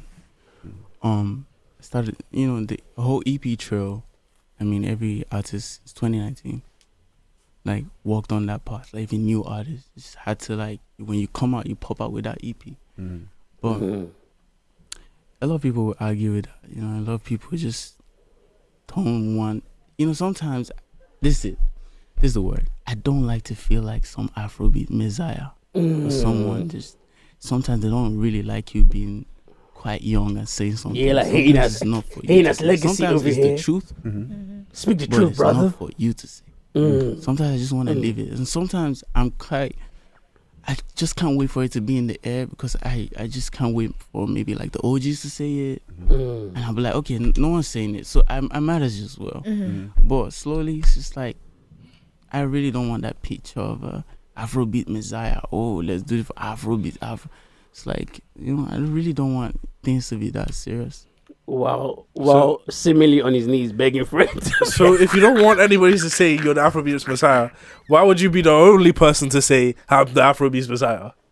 Oh, this nigga is hilarious, bro. This nigga is funny. And you know what's funny thing is, I blame you. I never saw this side of this nigga until you mentioned it to me. Bro, I'm telling you, if I could get rid of this gift, I would. If I could let go of this ability, I would give it away. Bro said, I never even want to be called Afro. Brother, no one else said it, my nigga. Brother, I'm telling you. No one else said it, bro. You're the only. Oh, I can't wait for them to say it, but it's not my place to say. Excuse me? You know what it is? Sometimes I feel like a hater because I look at certain niggas that everybody loves and I'm like, something about this nigga is rubbing me the wrong way. Damn. That's when I knew when Omalay said, "Yo, man, somebody stole something from me, but I don't know who it was." I said, "Yo, Nah, Omalay, he knew who it was. let me tell you something. If you don't know who it was, I know who it was." Nah, Omalay knew who it was. He knew who it was. He just didn't want to say. And niggas snitch on themselves. Last week, I was saying, "Yo, remember stuff with that nigga? Yeah. This nigga sound like a thief." Yeah. He's got more though. The top 3 male Afrobeat artist conversation, you should be included. I know right now they include Burna Boy, Wizkid, and Davido. Do you think you should be included in that? No. Respect to the OGs. But yeah, I'm one of them once. You tweeted no more big 3, there's now a big 4. Yeah. Yeah. And if you look at it, my impact in Afrobeats has been huge. Huge. You understand? It's not just about hit songs. People have hit songs, but the impact in the journey of Afrobeat to the world. You know what I mean? Like, I don't even want to say a lot, but just something as little as major award shows creating an Afrobeat category because of the success of my song has already shifted. Nah, this nigga believe his own hype. gates. I've never seen no shit like this. This You nigga understand? think he's the Red Ranger. This nigga fucking. He think he's the main star. Have you ever seen Dune? No. Oh shit, you need to watch it. This nigga thinks he Lisan Agaib. He thinks he's Lisan Agaib for real. He's the chosen one. He's not, the bro. Elohim of Afrobeat. This nigga said they created the category because of how successful his song was. Did the category not exist before that? It might not have But it has to be a at the coincidence. Grammys, but I don't think "Calm Down" was the one that broke the camel's back. No. There's so many other Afrobeat songs that came before Calm Down that was global. Before this nigga even picked up the mic and started singing. And I don't What's know. this nigga talking about? I know it's very hard because I'm an outsider looking in. Obviously, it's his career and whatever he's moving, but you're not like when it comes to top 3 or big 5, like it's the people's love that kind of indicates who's there. And after Davido, Wizkid, and Burna Boy, it's Thames and Asha Get. Yeah, I guess so. So I would even put Asha K in there. I know Lamide needs a spot. Yeah, I think I'll put a Lamide there before I put Asha K in Yeah, there. so Who else? There's a few people that I'll put there before I get to Rema. Before I get to Rema, 100%. 100%. But hey, that's how you feel, man. He's a big fool. Nah, man, I don't like the way this nigga talk. I don't like the way this nigga walk. I don't like the way this nigga dress. I don't like this nigga at all, bro. I'm not gonna lie to you. I hate the way that you talk, the way that you walk. I hate the bitches you fuck. That's the facts. I don't like this nigga not one bit, bro. That is hilarious. But that's how nigga feel. That's how nigga feel, isn't it? That's how nigga feel. Nah, I think he's bugging. He's bugging. Like, not to be a hater or anything, but I can't name any other song that's been of his that's been like a super smash like Calm Down has been. Yeah. You can't be talking like this and putting your name next to the Wizkids and the Davidos that have multiple Calm Downs. Yeah. And even David and Burna Boy as well has more than you do. And you think that you're in that bracket? Fair enough. Fair enough. We'll see. I guess time will tell. That's what I have to say. Do you have anything else to say about that? Because we can move on. If time will tell, I will also tell you. This nigga's not gonna make it, bro. I give this nigga 2.5 years, 2.5. Alright, that's fair enough. 2.5 years, you think you'll be out of here? Yeah, 2.5, man. But what if you got more niggas to steal from? The niggas, him stealing from niggas is what's gonna accelerate it's gonna expedite. Absolutely, Nigerians are not going for that one. Depends. If it's a good thief. Because Nigerians have a lot of good thieves that are winning. Let's be real. Look at the politics in Nigeria. But that's what I'm saying. The good thieves are the top 5 that you mentioned. No, don't do that. I don't think Davido or Wizkid are thieves. I'm not saying that. I'm just saying that amongst Nigerians, you better be the best thief. Oh yeah. Okay, I see what you mean. You better be the best one. Yeah. I see what you mean. Yeah, fair enough. And you should watch the Thames interview on Breakfast Club as well. I think that was actually really good. She was just like breaking down a lot of stuff in terms of like Afrobeats, and how R&B is what she does. She doesn't really do Afrobeats, but in Afrobeats, that's like, she said to these niggas, Afrobeats is Nigerian, and they're all like, "Oh, I didn't know that." That's shameful as a journalist. That's crazy. They're even just a journalist. 3 biggest journalists in the media scene in Breakfast Club, Charlemagne, one of them is a DJ, and they didn't know that Afrobeats originates in Nigeria. Yeah, that's crazy. But she was basically schooling them. Amapiano is from South Africa. They didn't know that either. Yeah, they just. I think I need to do more research on like the origins of Afrobeat so that we can have this conversation a bit more. I think somebody just needs to, that's really like a music historian needs to. Facts. Because they had that nigga on Drink Champs, that dirty Jamaican. That filthy Jamaican. I didn't even pay that no mind. Holy I didn't pay that no mind. shit. Do you know what it is? If we're being honest, Jamaican people don't even give dancehall the respect it deserves. Let alone talking about how Africans don't give it. We don't even fucking listen to dancehall. All you niggas talk about is pum pum. Let's talk about that. It's talking about African music has no substance. You niggas literally talk about dick and pum pum every song. It was my mistake. I thought Pum Pum Brings Life was Genesis 1-1. My bad. Every song. You niggas' biggest pop star or dancehall star is fucking Vibes Cartel. Girl, you give me the tightest hold me ever had in my life. Really, really opened the spiritual realm for me. Thank you so much. Fuck. Like, when I saw them clips, I didn't even pay no man. I was like, alright, just bum ass niggas talking, bro. Like, let's not pay that attention.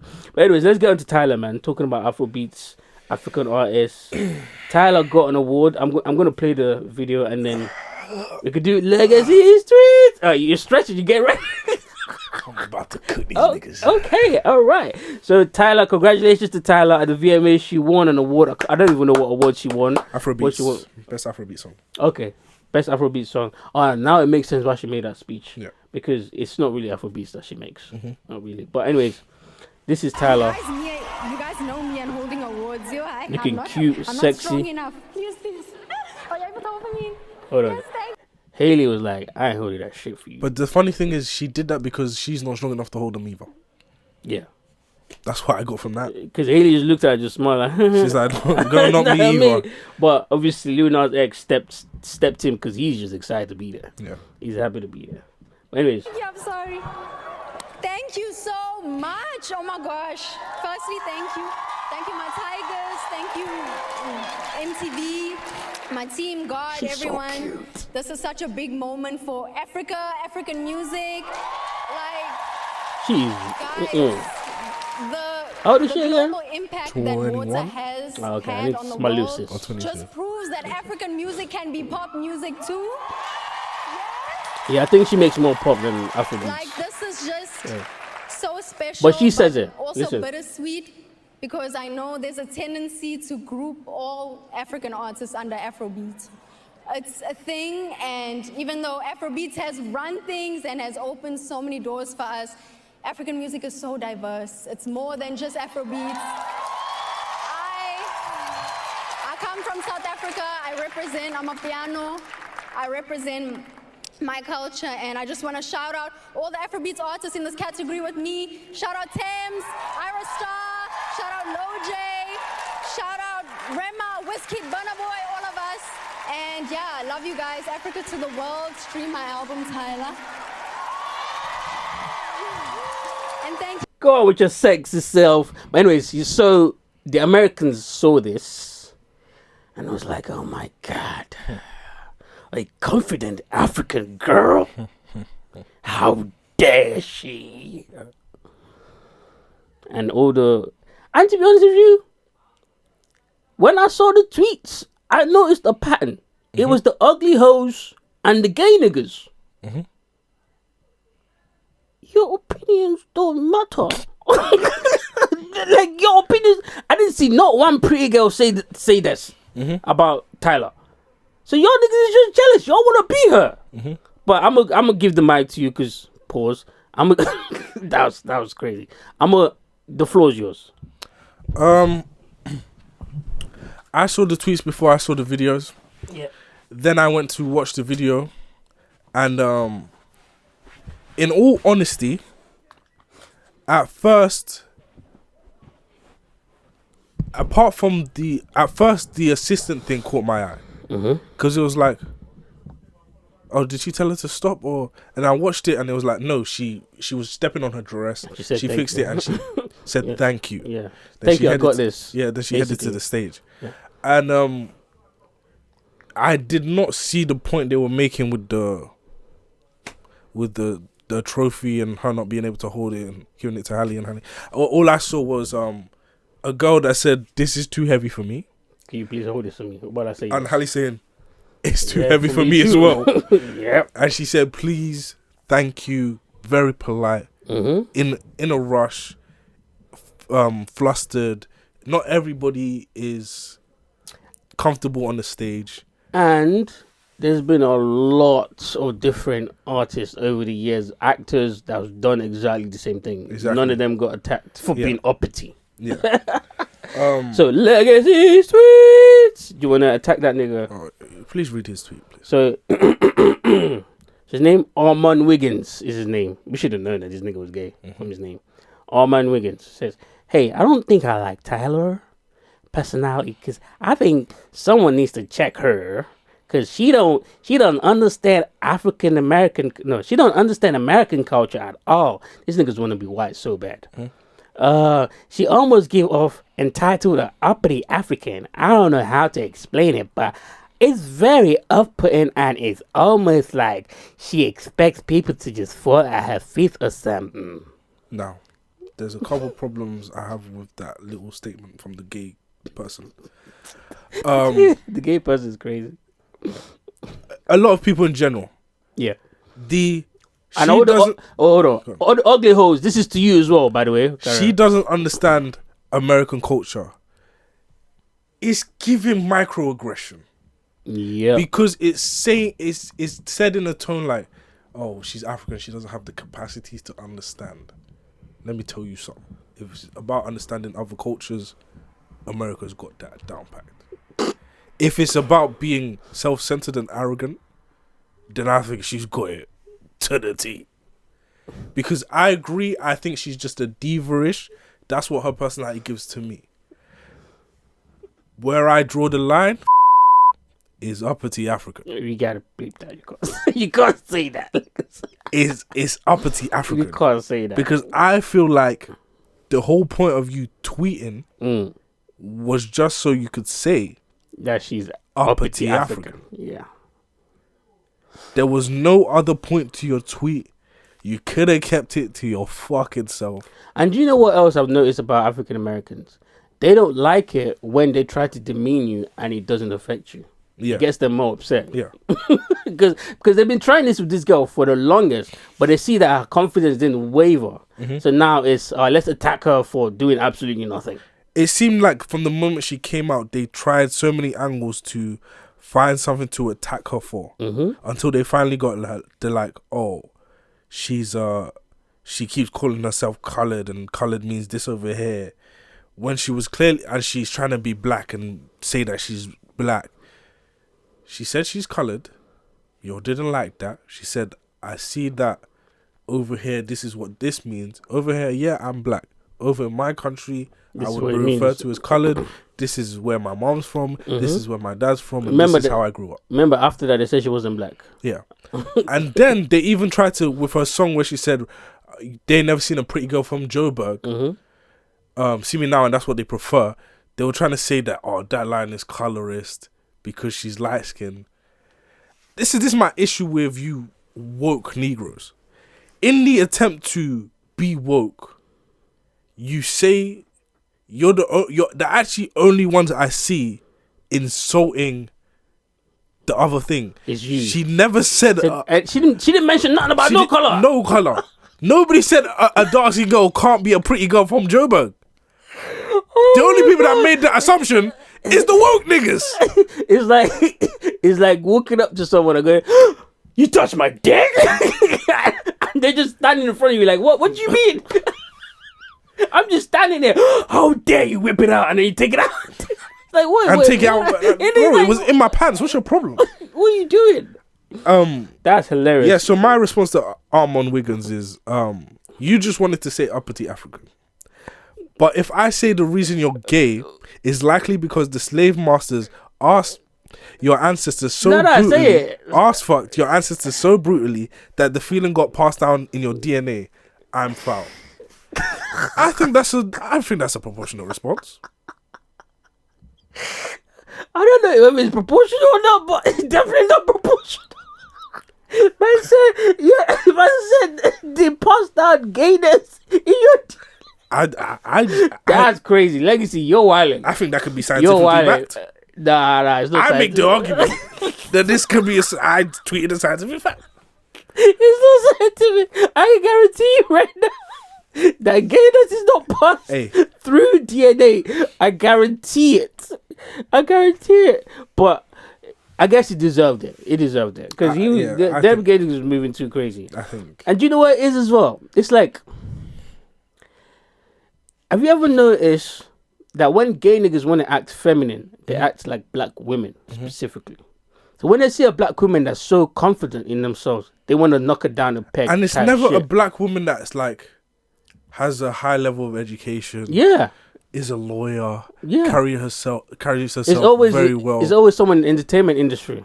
Someone is always ratchet, uneducated, uncleanly, disgusting, flamboyant, brutish, loud.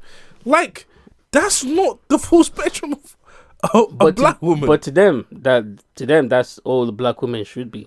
And talking about slavery, going full circle, the only reason why they believe that is because I keep saying this every single day.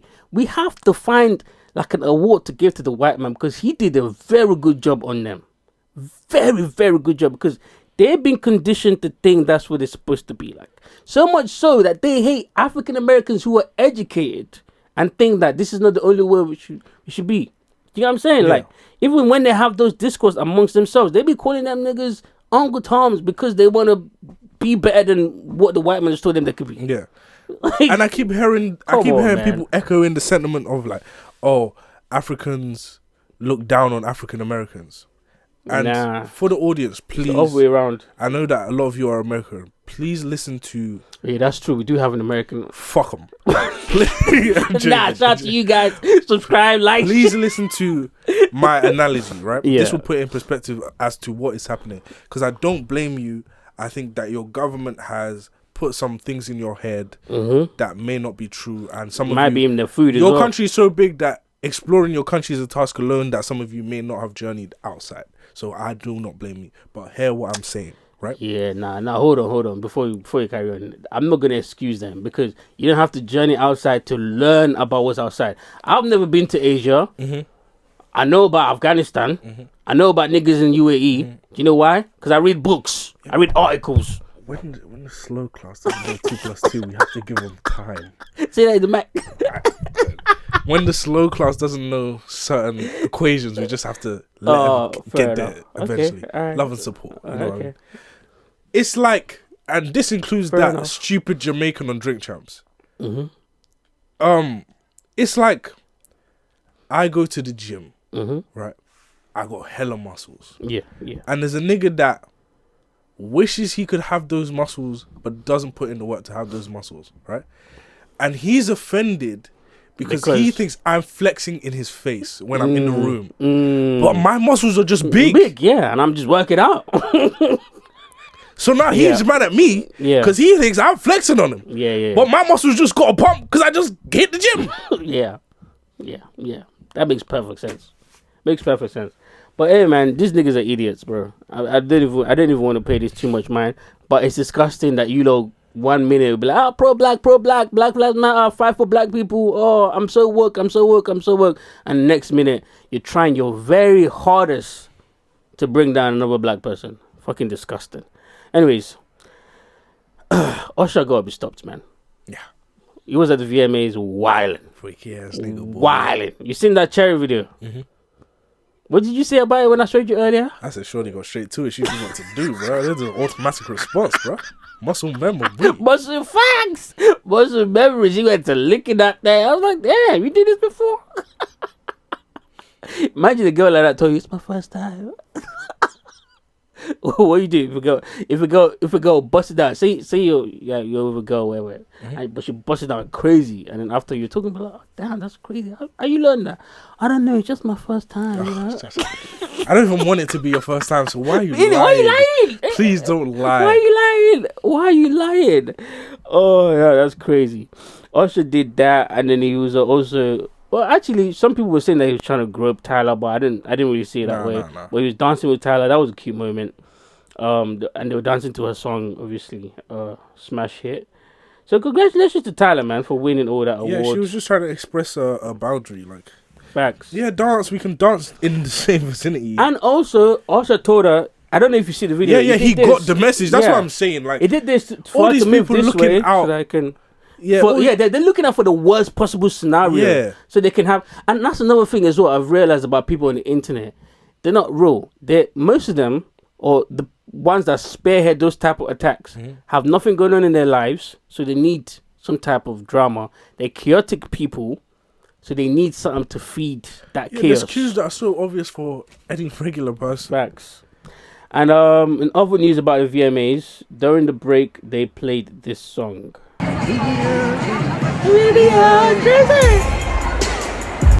Which takes us, we're going to be gay for a second. Can you be gay with me, my brother? I got you. So, Big Sean did a show where he had to take off his clothes. Or put his clothes back on. I don't know what it was. Apart from the trousers, obviously. So it was, chest was naked, basically.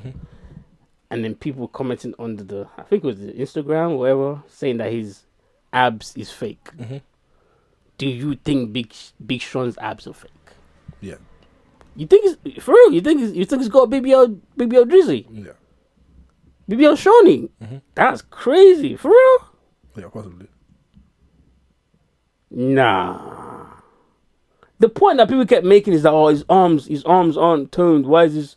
But his chest is toned, and if his chest is toned, it could just be genetics. I mean, yeah, because that's the funny. They don't look. People always think six packs are like this perfect. Nah, that's not. And every guy has different type of six. Yeah, six pack. Yeah, it don't look fake to me, anyways.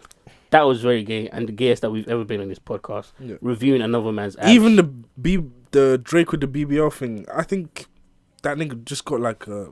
I think he just got suction. Yeah, I think something's wrong with something happened with his stomach, and he just got surgery. Yeah, he did say that. Yeah, I think he legit something's been up with his health. Nah, it's not something. It's the alcohol. I don't think he's an alcoholic. Yeah, that could be true, but I'm saying like there was a surgery that needed to happen. Yeah, that was health related. Fair enough. Stay out niggas' business. That's true. That's true. I agree with you. Talking about my body. What's wrong? What's happening to hip hop? Yeah. Kendrick, release another diss track. I'll give you my life. Kraken. I'll give you my life is wild. Have you seen that? Oh no, bro, that meme was killing me. I'll give you my life. Release another diss track. I'll give you my life. Nah, that's crazy. That's going way too far. Way too far. But yeah, that's that with Oh, actually, do you want to take 10 minutes break? You feel like I'm cool, man. Yeah, I'm cool. energy. I'm energized. Okay, cool. I feel like you enjoyed the topics this episode.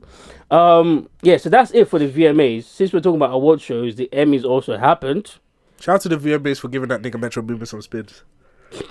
That's what he did there. Can't sell out a record. Can't sell out a reader. Hip hop is down. Hey man, when they say hip hop was down, they're talking about him. Everybody else is fine. Let's talk about him and Lil Pump. Jesus. But yeah, shout out to John Bernthal. I'm sorry. He won Best Guest Actor from The Bear. Shout out to him for that. That's Emmys, right? Yeah. I don't like that, man.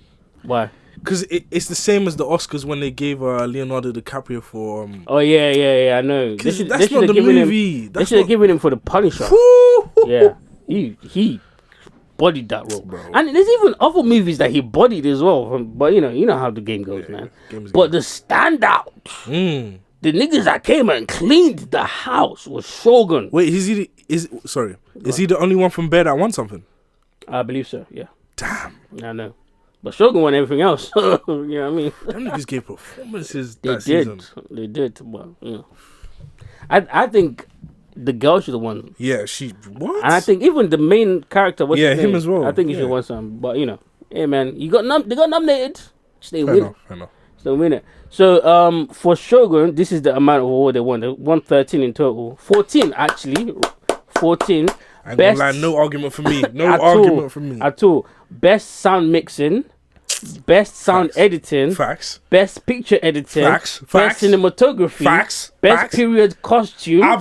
Bro, I knew they were gonna win that one. It's a down packed. They got it. Fam, I thought I was right in Japan. Bro, I forgot that. Bro, I forgot that was old Japan. Like, I forgot that's not what Japan looks like today. Facts. After I finished watching it, I went and searched how to learn to speak Japanese because I wanted to say some shit to that Mariko Sama and Anjin Sama. But best main title design, best production design, best prosthetic makeup, best stunt performance, best casting for a drama, absolutely, best special visual effects, best period / fantasy makeup, absolutely, best period / fantasy hairstyling, absolutely, and best guest actor in a drama, which is Nestor Kobono. As who? I think that's Anjin. Ah, okay. I think so. Let me quickly Google it. I might have that wrong. But Anjin Sama. Nestor. Or it might be the main guy. Nah, it can't be the main guy because the main guy is Japanese. Nah, it's the director, nigga. But was this nigga in there? I don't remember this nigga. I've seen this nigga in movies, but I don't remember him being in. Did he play a role? Maybe he played like a small role that we didn't notice. But either way, they won a lot. Yeah. And shout out to Andre from the Andre show. The I can't remember. You know the guy that be doing the pranks. Andre, mixed face looking brother, but he did mad wild shit. Fuck. Let me see if I can pull it up. He won a couple Emmys as well. I think he won like 2. The Andre show.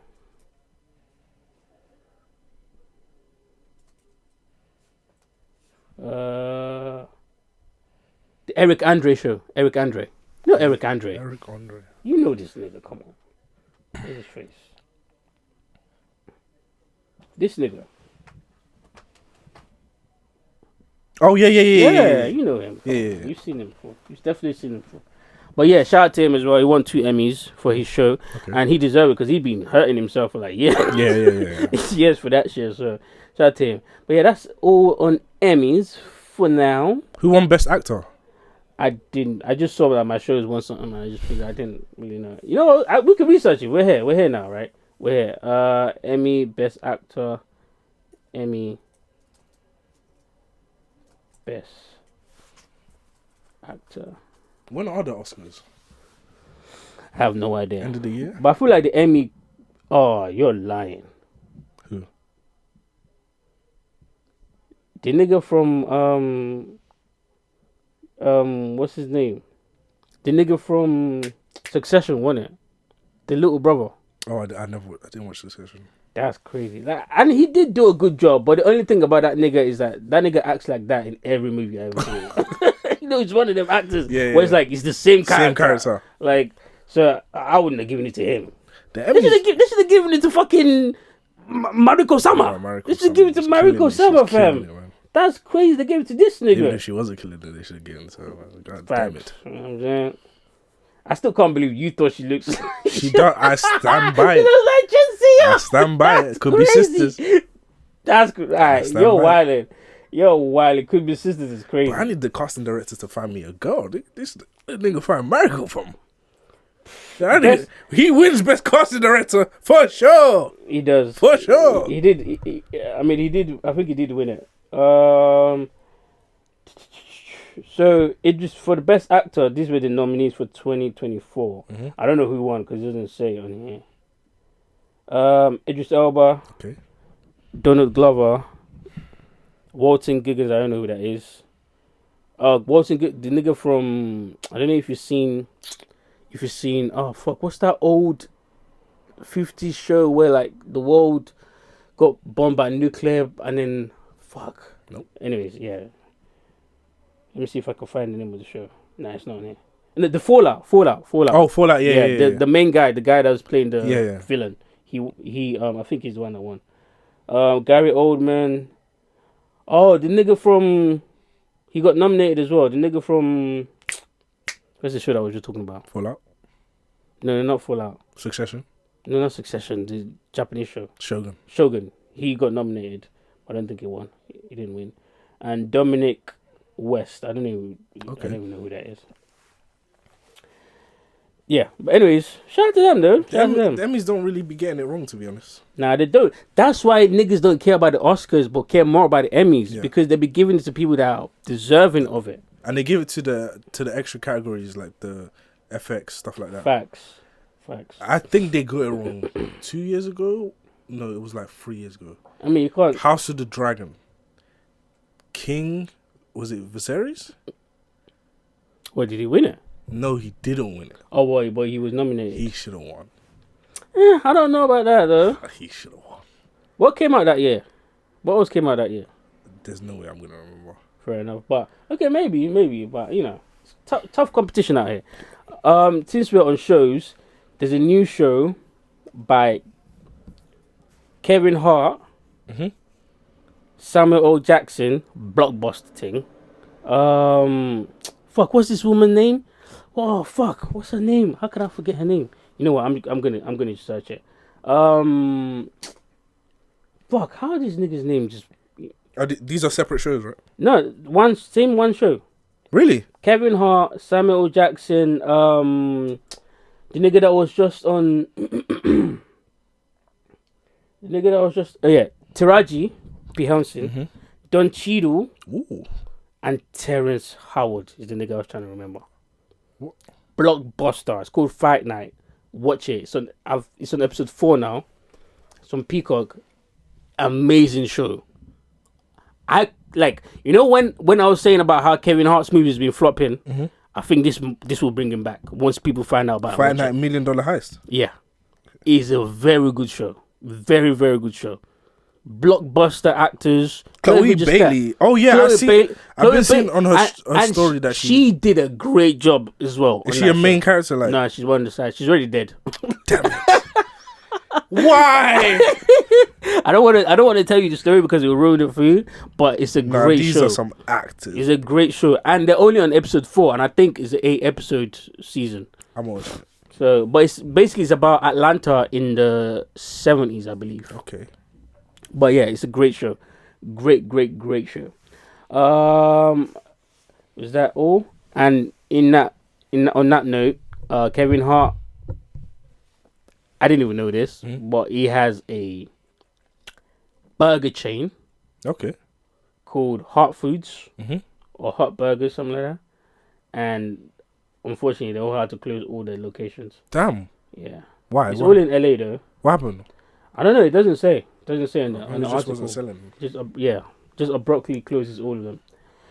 But yeah, maybe just wants to focus on just, you know, food is hard to get into. Shout out to very, very hard. I still haven't had Wingstop. Bro, Wingstop is so addictive. Is it that it's good? Like crack. Damn. It's like crack. There was a period of time where I was just addicted to Wingstop. It was very good. The mango habanero. I'm gonna need to try Wingstop. Crazy. And also, Flappy Birds is back. Nice. Because the fans, a group of fans, banded together and bought the rights to the game. Now they're gonna release it to the App Store soon. What else do we have on Zidane? Is there any more new main topic? Oh shit, there's one we haven't spoken about. No. I almost forgot. How could I forget about this? Hold on. I want it to be a surprise when I pull it up. Yeah.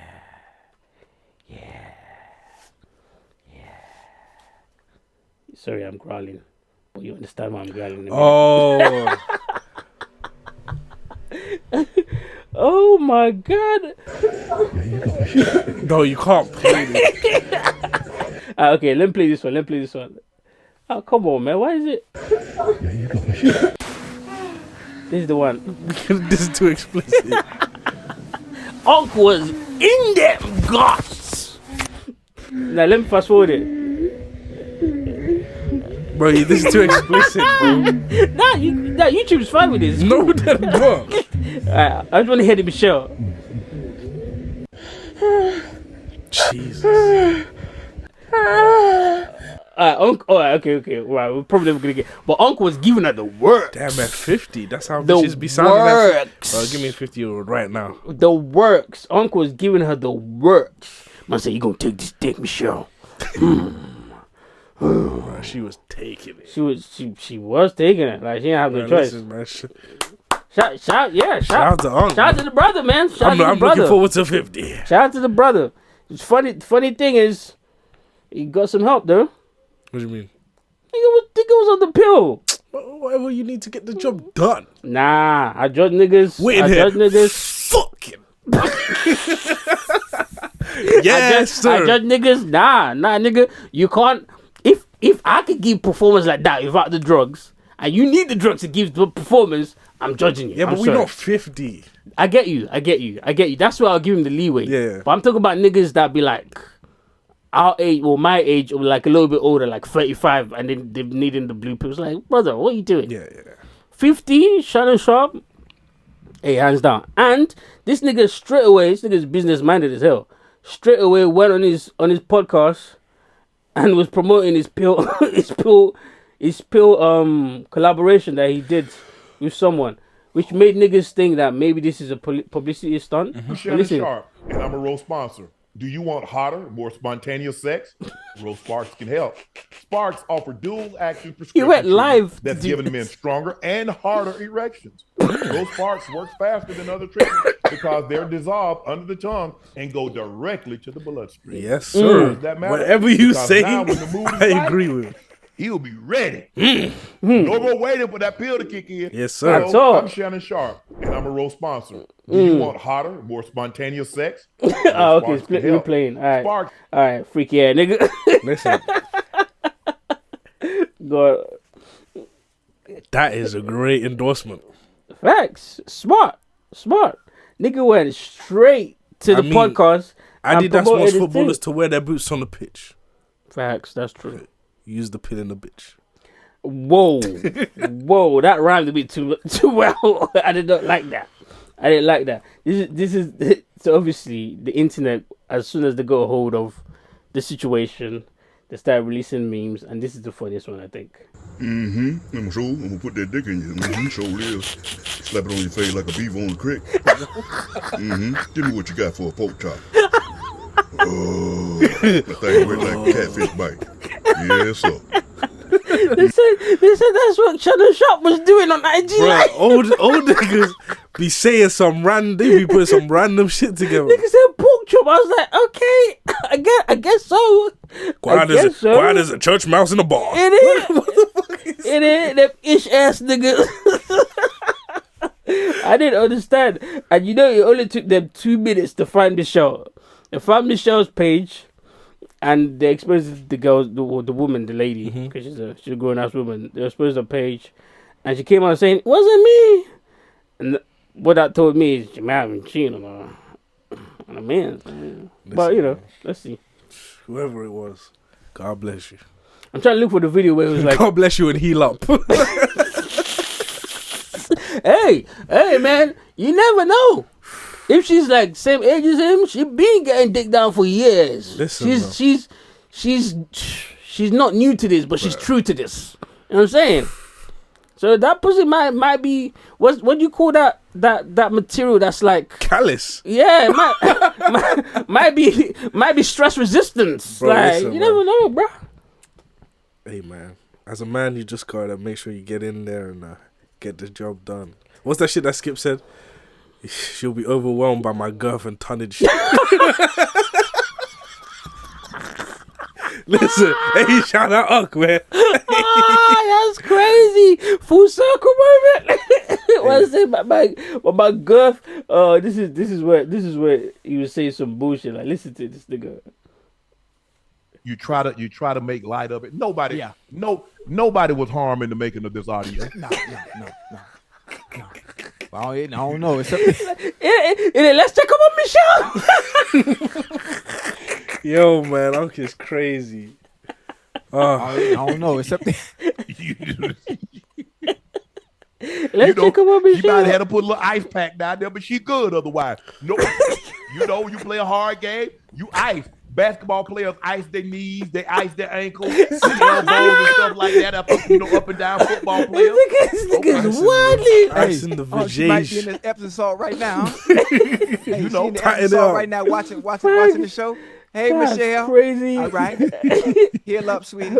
Heal up. Heal up. And I'm not gonna lie, the way Uncle was talking, Michelle definitely has a boyfriend somewhere. Bro, Cheryl, let me tell you something. They shouldn't have been doing what they was doing, man. That's not like that. I couldn't wait till you got here. Facts. Type, bro. It's been a while since we've seen each other. Even the way the vid started, it was like we were in the living room before we got to the bedroom. Yeah, bro said I've been 25 minutes in. I believe him because That's what he chucked said. the bed. He chucked the phone on the bed and just go, get straight to it.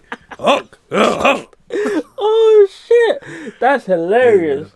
Oh man, oh that's funny. She said, "Get it, Papa." You know? I said, yo, she's gone. She's Hey, man. gone. Hey man, and the funny thing about women is you could give a woman dick like that, and one day she get mad at you and be like, "Oh, that's why your dick's so small." Bro, the nigga did the coldest thing on Twitter.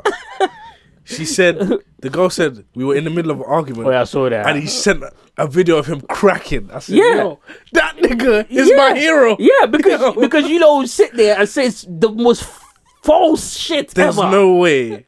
This is the same bitch. I was fucking. Like you was all over place. Yeah, nah. Now She my has dick to is shut small. up. Yeah, she has to shut Shut up. the fuck up, nigga.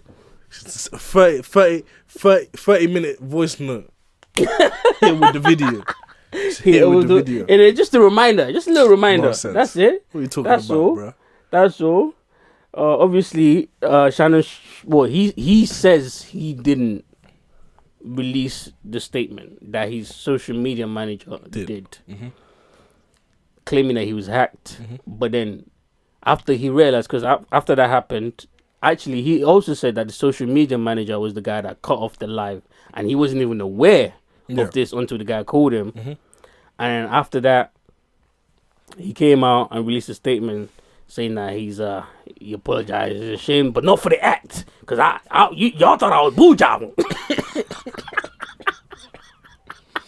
What the fuck? Y'all thought I was piddly winking and talking some ham hog. Bro, why is he so old? Y'all thought I was boo jobbing, but I was giving it to him, man. I was about 25 minutes in. Nigga is disgusted. Nigga is disgusted. I had it like 3:15, nigga. I was in it like a tractor on a rainy day.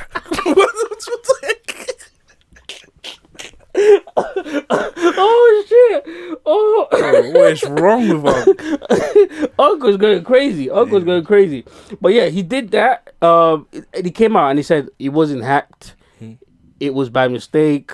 They were in the heat of passion or whatever, and he didn't realize that it was being recorded.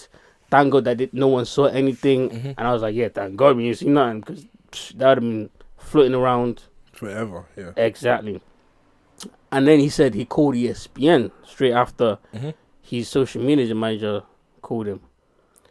Actually, I think it was his marketing manager in general. And spoke to ESPN and just said, I just had to tell them the truth, what happened. So, they're not going to fire me or whatever. And ESPN released a statement saying he's not going to get fired because he called them and, honest mistake. He's already released a statement, explaining it, blah, blah, blah, this, that, and the third. And here comes, do you know Paul Pierce?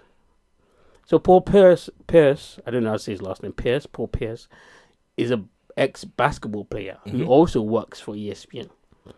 And about a year and a half ago or so, he got on IG Live as well. But he wasn't fucking. But he had some bad bitches throwing ass in his face and shit like that. And he threw money. Next day, ESPN fired him. So he came out and was like, so nigga could be fucking on live and he get to keep his job. The favoritism is crazy. All I did was had them throw ass.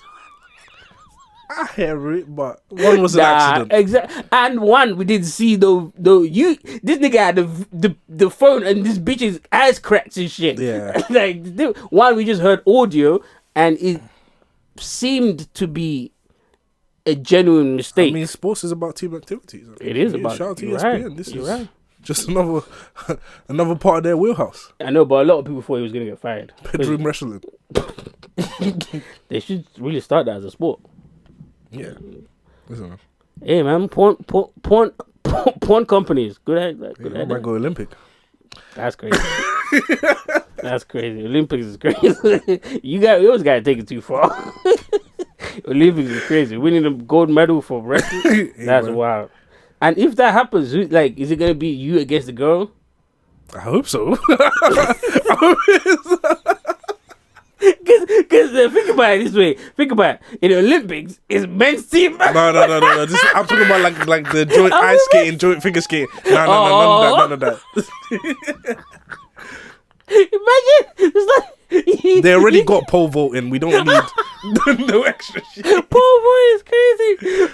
Imagine you get there, you rock up there thinking you're about to crack a bitch, and they're like, "Nah, all the men go to the left." You're like, "Wait, what?" Stroke against stroke. Whoever's the last one standing goes. Oh shit, that's funny. Oh right, okay. So that happened with Shannon Sharp. Shout out to Shannon Sharp. Shout out. Shout out Michelle, man. Yeah, shout out Michelle as well, of course. I think he handled it perfectly. Yeah, so I don't even know what to move on to next now. My brain's discombobulated.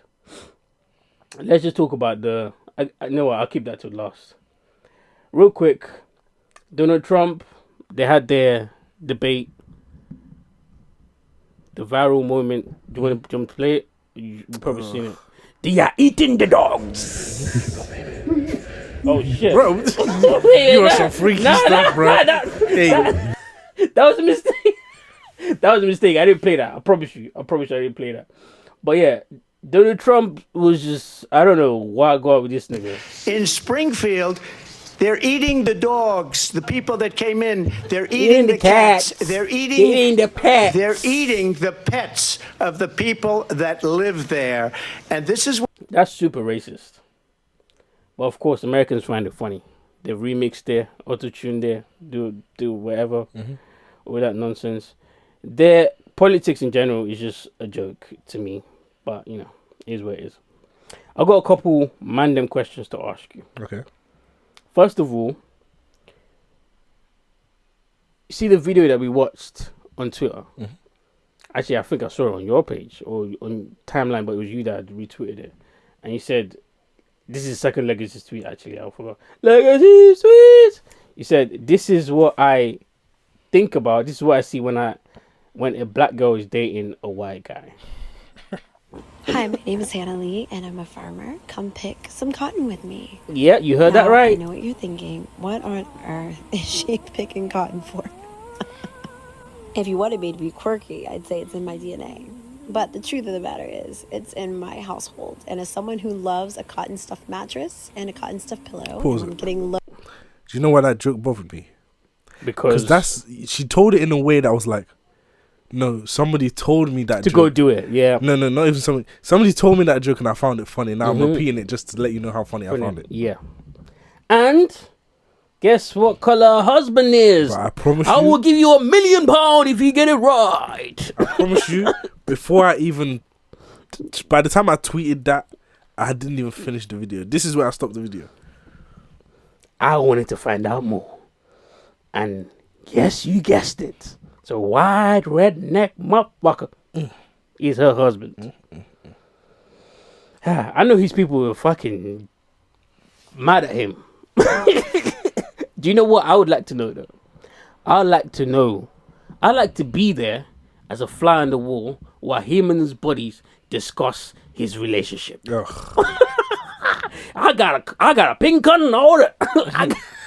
And she cooks, she cleans, she do the dishes. She picked the cotton. She gave me beer. She even make her own clothes.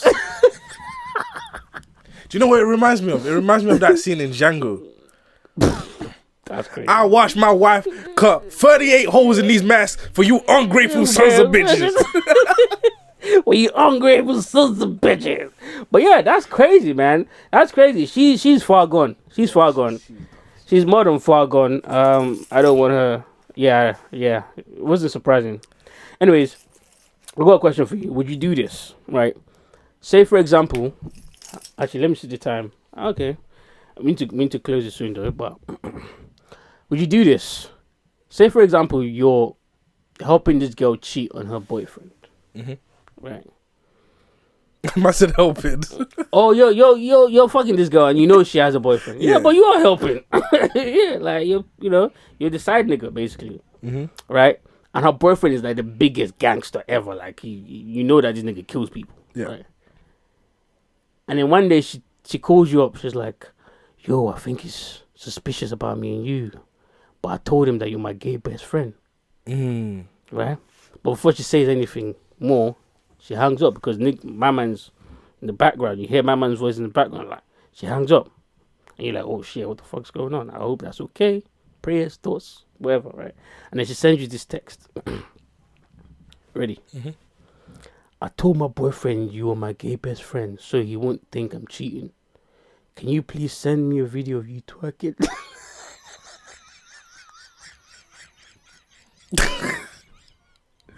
You're joking. Would you send it to her? Brother. I'm moving out the sea. Would you send it to her?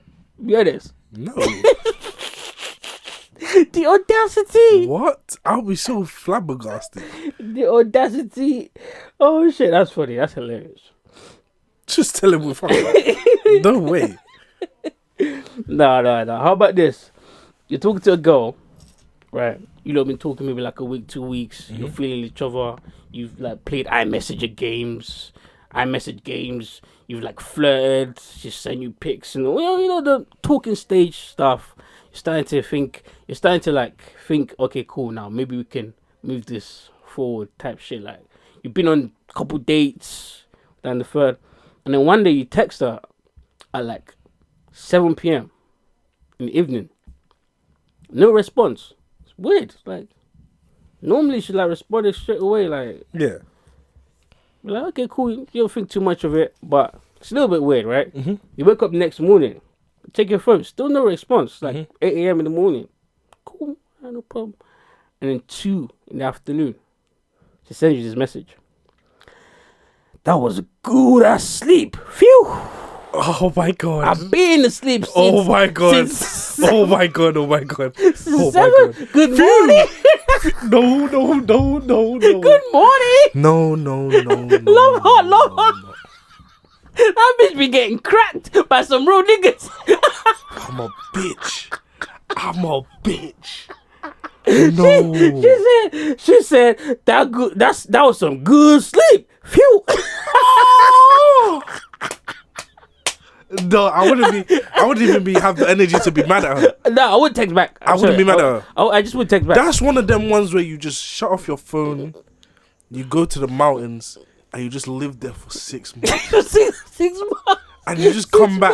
You come back wearing wolf skin, bro. You have to go like the Batman from Batman Begins. You have to go do something extreme. Like you got a David Goggins it. Like you got to run for you got to run for like 6 months straight. You got to like hilarious. There's man. Nah, she said that. She said that to the nigga. She's like, phew. That was a good sleep. That was some good sleep. Oh my god. Yeah. Fucked. Yeah. Oh. Yeah. Niggas go through this. Oh. Nigga posted it. The nigga posted it. He said, "Y'all think she cheating?" Bro. Oh. Think, my nigga. Bro. Oh, my nigga. What? What? Are you crazy? A girl that you text every day. Yeah, no. And then she didn't even text you like at maybe 8 a.m. in the morning when she would normally wake up or whatever. It's like 2 p.m. She waits till she got home and had a shower and everything. And then they say, let me reply this bum ass. Bro. Let me reply this bum ass nigga. That is funny. Oh shit. And I'm sorry to have to cut the funnies short, but we do have to close this podcast. There's a lot of topics that we still didn't even get to, but maybe we'll be able to recycle them for next week or something. But fuck Diddy.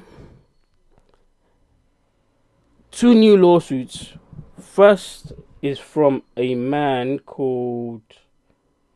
inmate called Cordelo Smith. Sued him for 100 million. Claimed that at one of his parties, Diddy provided some hoes and drugs, and while he was hitting one of the hoes, he felt Diddy cup one of his butt cheeks and started like playing with his ass and shit. And apparently he felt uncomfortable, and he left. So he sued Diddy for 100 million. But this case is a bit different because allegedly, why are you smiling? He's playing with his ass, right? You know what I mean? It's a little ass play. But anyways, so allegedly, according to the courts, Diddy got served the papers. He never turned up to court to defend himself. So the judge just ruled for the 100 mil win as like a forfeit type shit. 100 mil? 100 mil. God damn. And part of that ruling is that he's not allowed to sell any properties or anything that he owns until he starts paying that. 100 mil. Yeah. But his lawyers have counteracted. They said apparently they don't know this guy from nowhere. I don't believe them. And they didn't get the notice, court notice or whatever. The house that they sent it to, he hadn't lived in that house in the last 3 years. I think they're faking because he has multiple houses, obviously. But yeah, so there's that. And then there's a other lawsuit by Dawn Richards. And for those of you that don't know who she is, she's one of the females. Remember when he started that Diddy Dirty Money thing? And there was the 2 women. She's one of them. But this one is a little bit confusing to me. And I'm not saying that she shouldn't sue him. She should definitely sue him. Fuck that nigga. Lock him up. All of that. But she's suing him for manipulation and sexual abuse.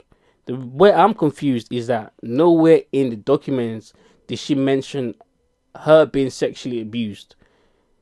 But instead she mentions Cassie being sexually abused. And you can't sue someone for them sexually abusing someone else. Can you? I mean, she mentions the manipulation part was there, but not the sexual abuse. Like, not to her directly anyways. But, for example, stuff like, let me read. Some of this stuff is egregious, right? On one occasion, Miss Richard tried to intervene, offering Miss Ventura, who's Cassie, support and encouragement to leave Mr. Combs. Each time Mr. Combs learned of her effort to help Miss Ventura, he became enraged, threatening Miss Richard's life with statements such as, "You want to die today? I make niggas go missing, and I end people," is what he would say to her, compounding Mr. Combs' violence acts and death threats and flagrant blah blah blah. It's just saying.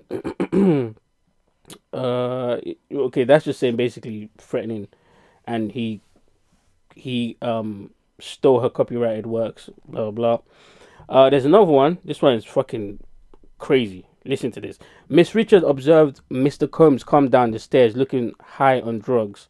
Enters the kitchen, approaches Miss Ventura, screaming, "I've been asking you for my shit. I can't stand you, bitch. You never do it right." Mr. Combs pushes Mr. Ventura against the wall and choked her, then picked up a scalding hot pan of eggs and threw it at her, causing her to fall to the ground in a fetal position. And we saw that on the video. So, cursing and screaming, Mr. Combs dragged Miss Ventura up the stairs. That's crazy. And then there's another situation where after all of this happened, she said, frozen in shock and terror, Miss Richard, who's Dawn, the woman, heard glass shattering, crashing, banging noises from as Mr. Combs drags Miss Ventura up the stairs. Miss Richards wanted to intervene, but the other lady basically told her, "That's not your place, don't interfere," and then she left, basically is what it says in there. But I'm not going to read the full thing, but this part is where it gets scary. The following day, Miss Richards receives a call demanding that she return to Mr. Combs' residence to continue recording. Mr. Combs brought Miss Richards and Miss Harper, who is the other woman, into the recording room at his studio, locked the door, dimmed the lights, gave each of them flowers. Mr. Combs then went on at length, stating, "This is normal. It was just a lover's argument where no one was hurt. This is what love is. I'm giving you an opportunity. If you want to make it, you shut your mouth. If you say anything, there will be consequences." Mr. Combs further warned that people end up missing. Being threatened while locked for over 20 minutes in a small enclosed space with Mr. Combs after observing Mr. Combs violently assault Miss Ventura days before. Miss Richards was terrified and genuinely believed that Mr. Combs would follow through his... There's way more, at least like 3 others where... There was one, I'm going to paraphrase this, so I'm not going to read the whole thing. There's one where there was at dinner, apparently it was those 2 women, Neo, Jimmy Iovine, and Usher at dinner. At some point during the night, he gets angry and punches Cassie in the belly and carries on eating, and no one says anything. And she got so angry and upset that she walks outside crying before she goes back inside and carries on this meeting. That's crazy. I believe all of this shit. What's up with everyone?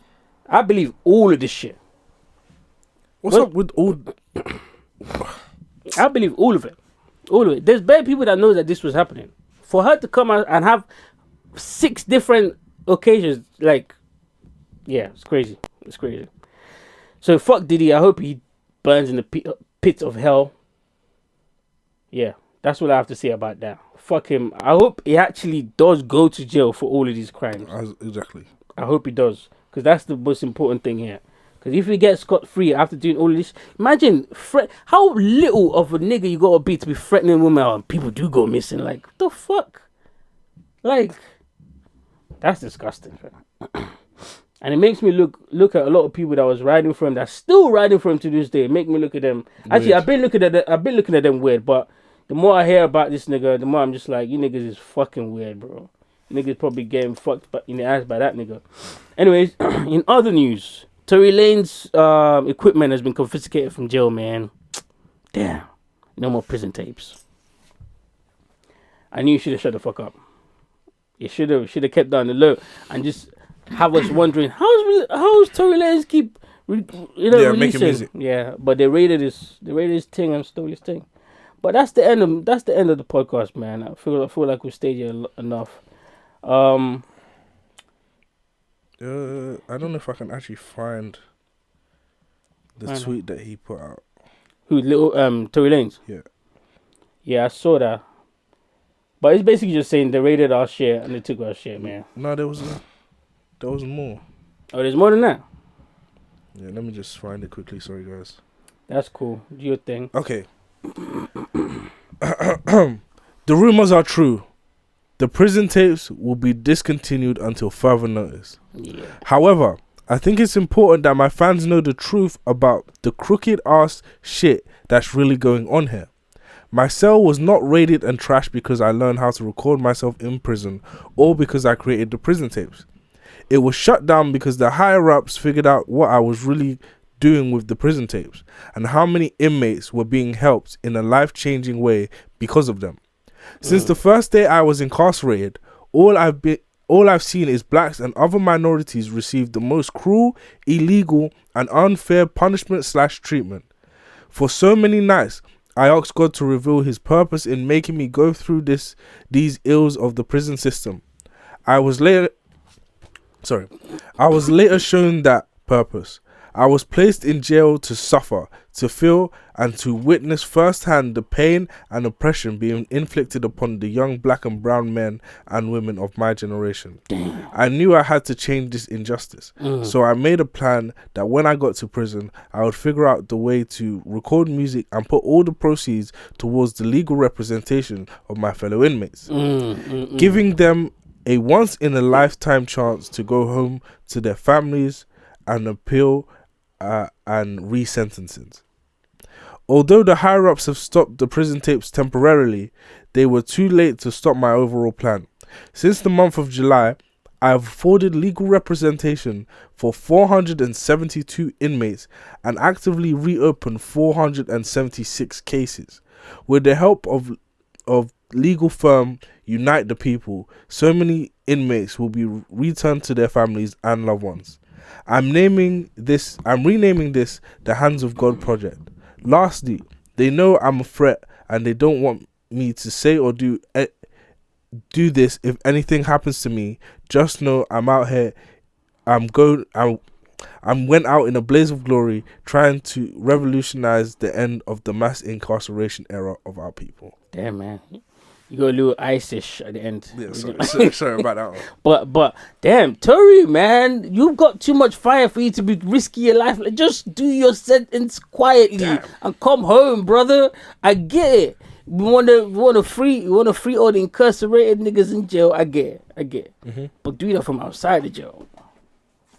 Do that from outside the jail, because these niggas ain't playing. And you think Rock Nation? Oh, sorry. Think Rock Nation don't got nothing to do?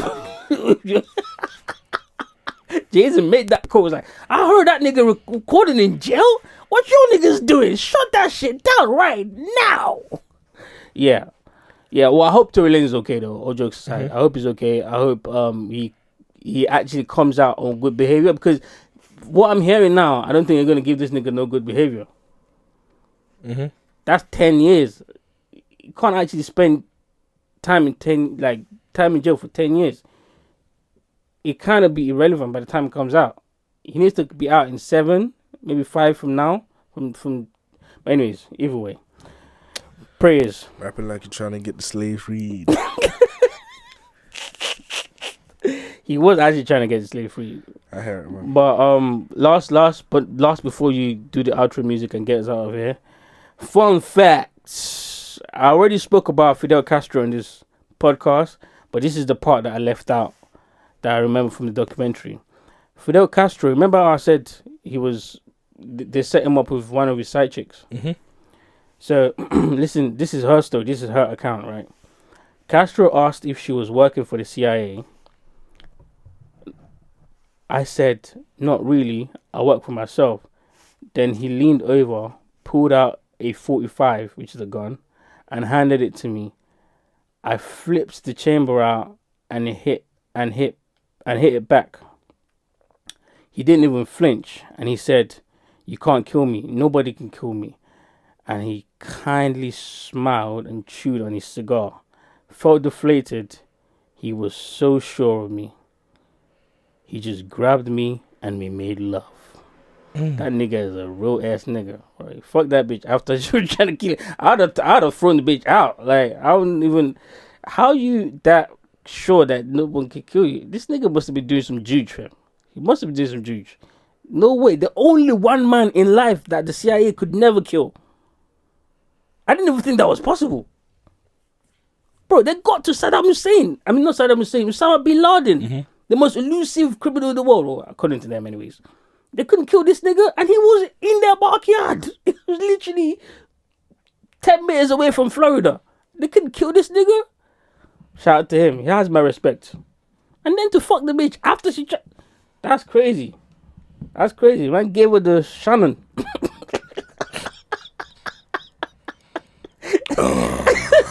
That nigga is sicko. Hey man, you bull jobbing, nigga. I'm gonna start using that now. But anyways, hand it over to Legacy so you can take us out of here, Yes, sir. You already know what it is. Come on, man. Woo! Okay, I like it. How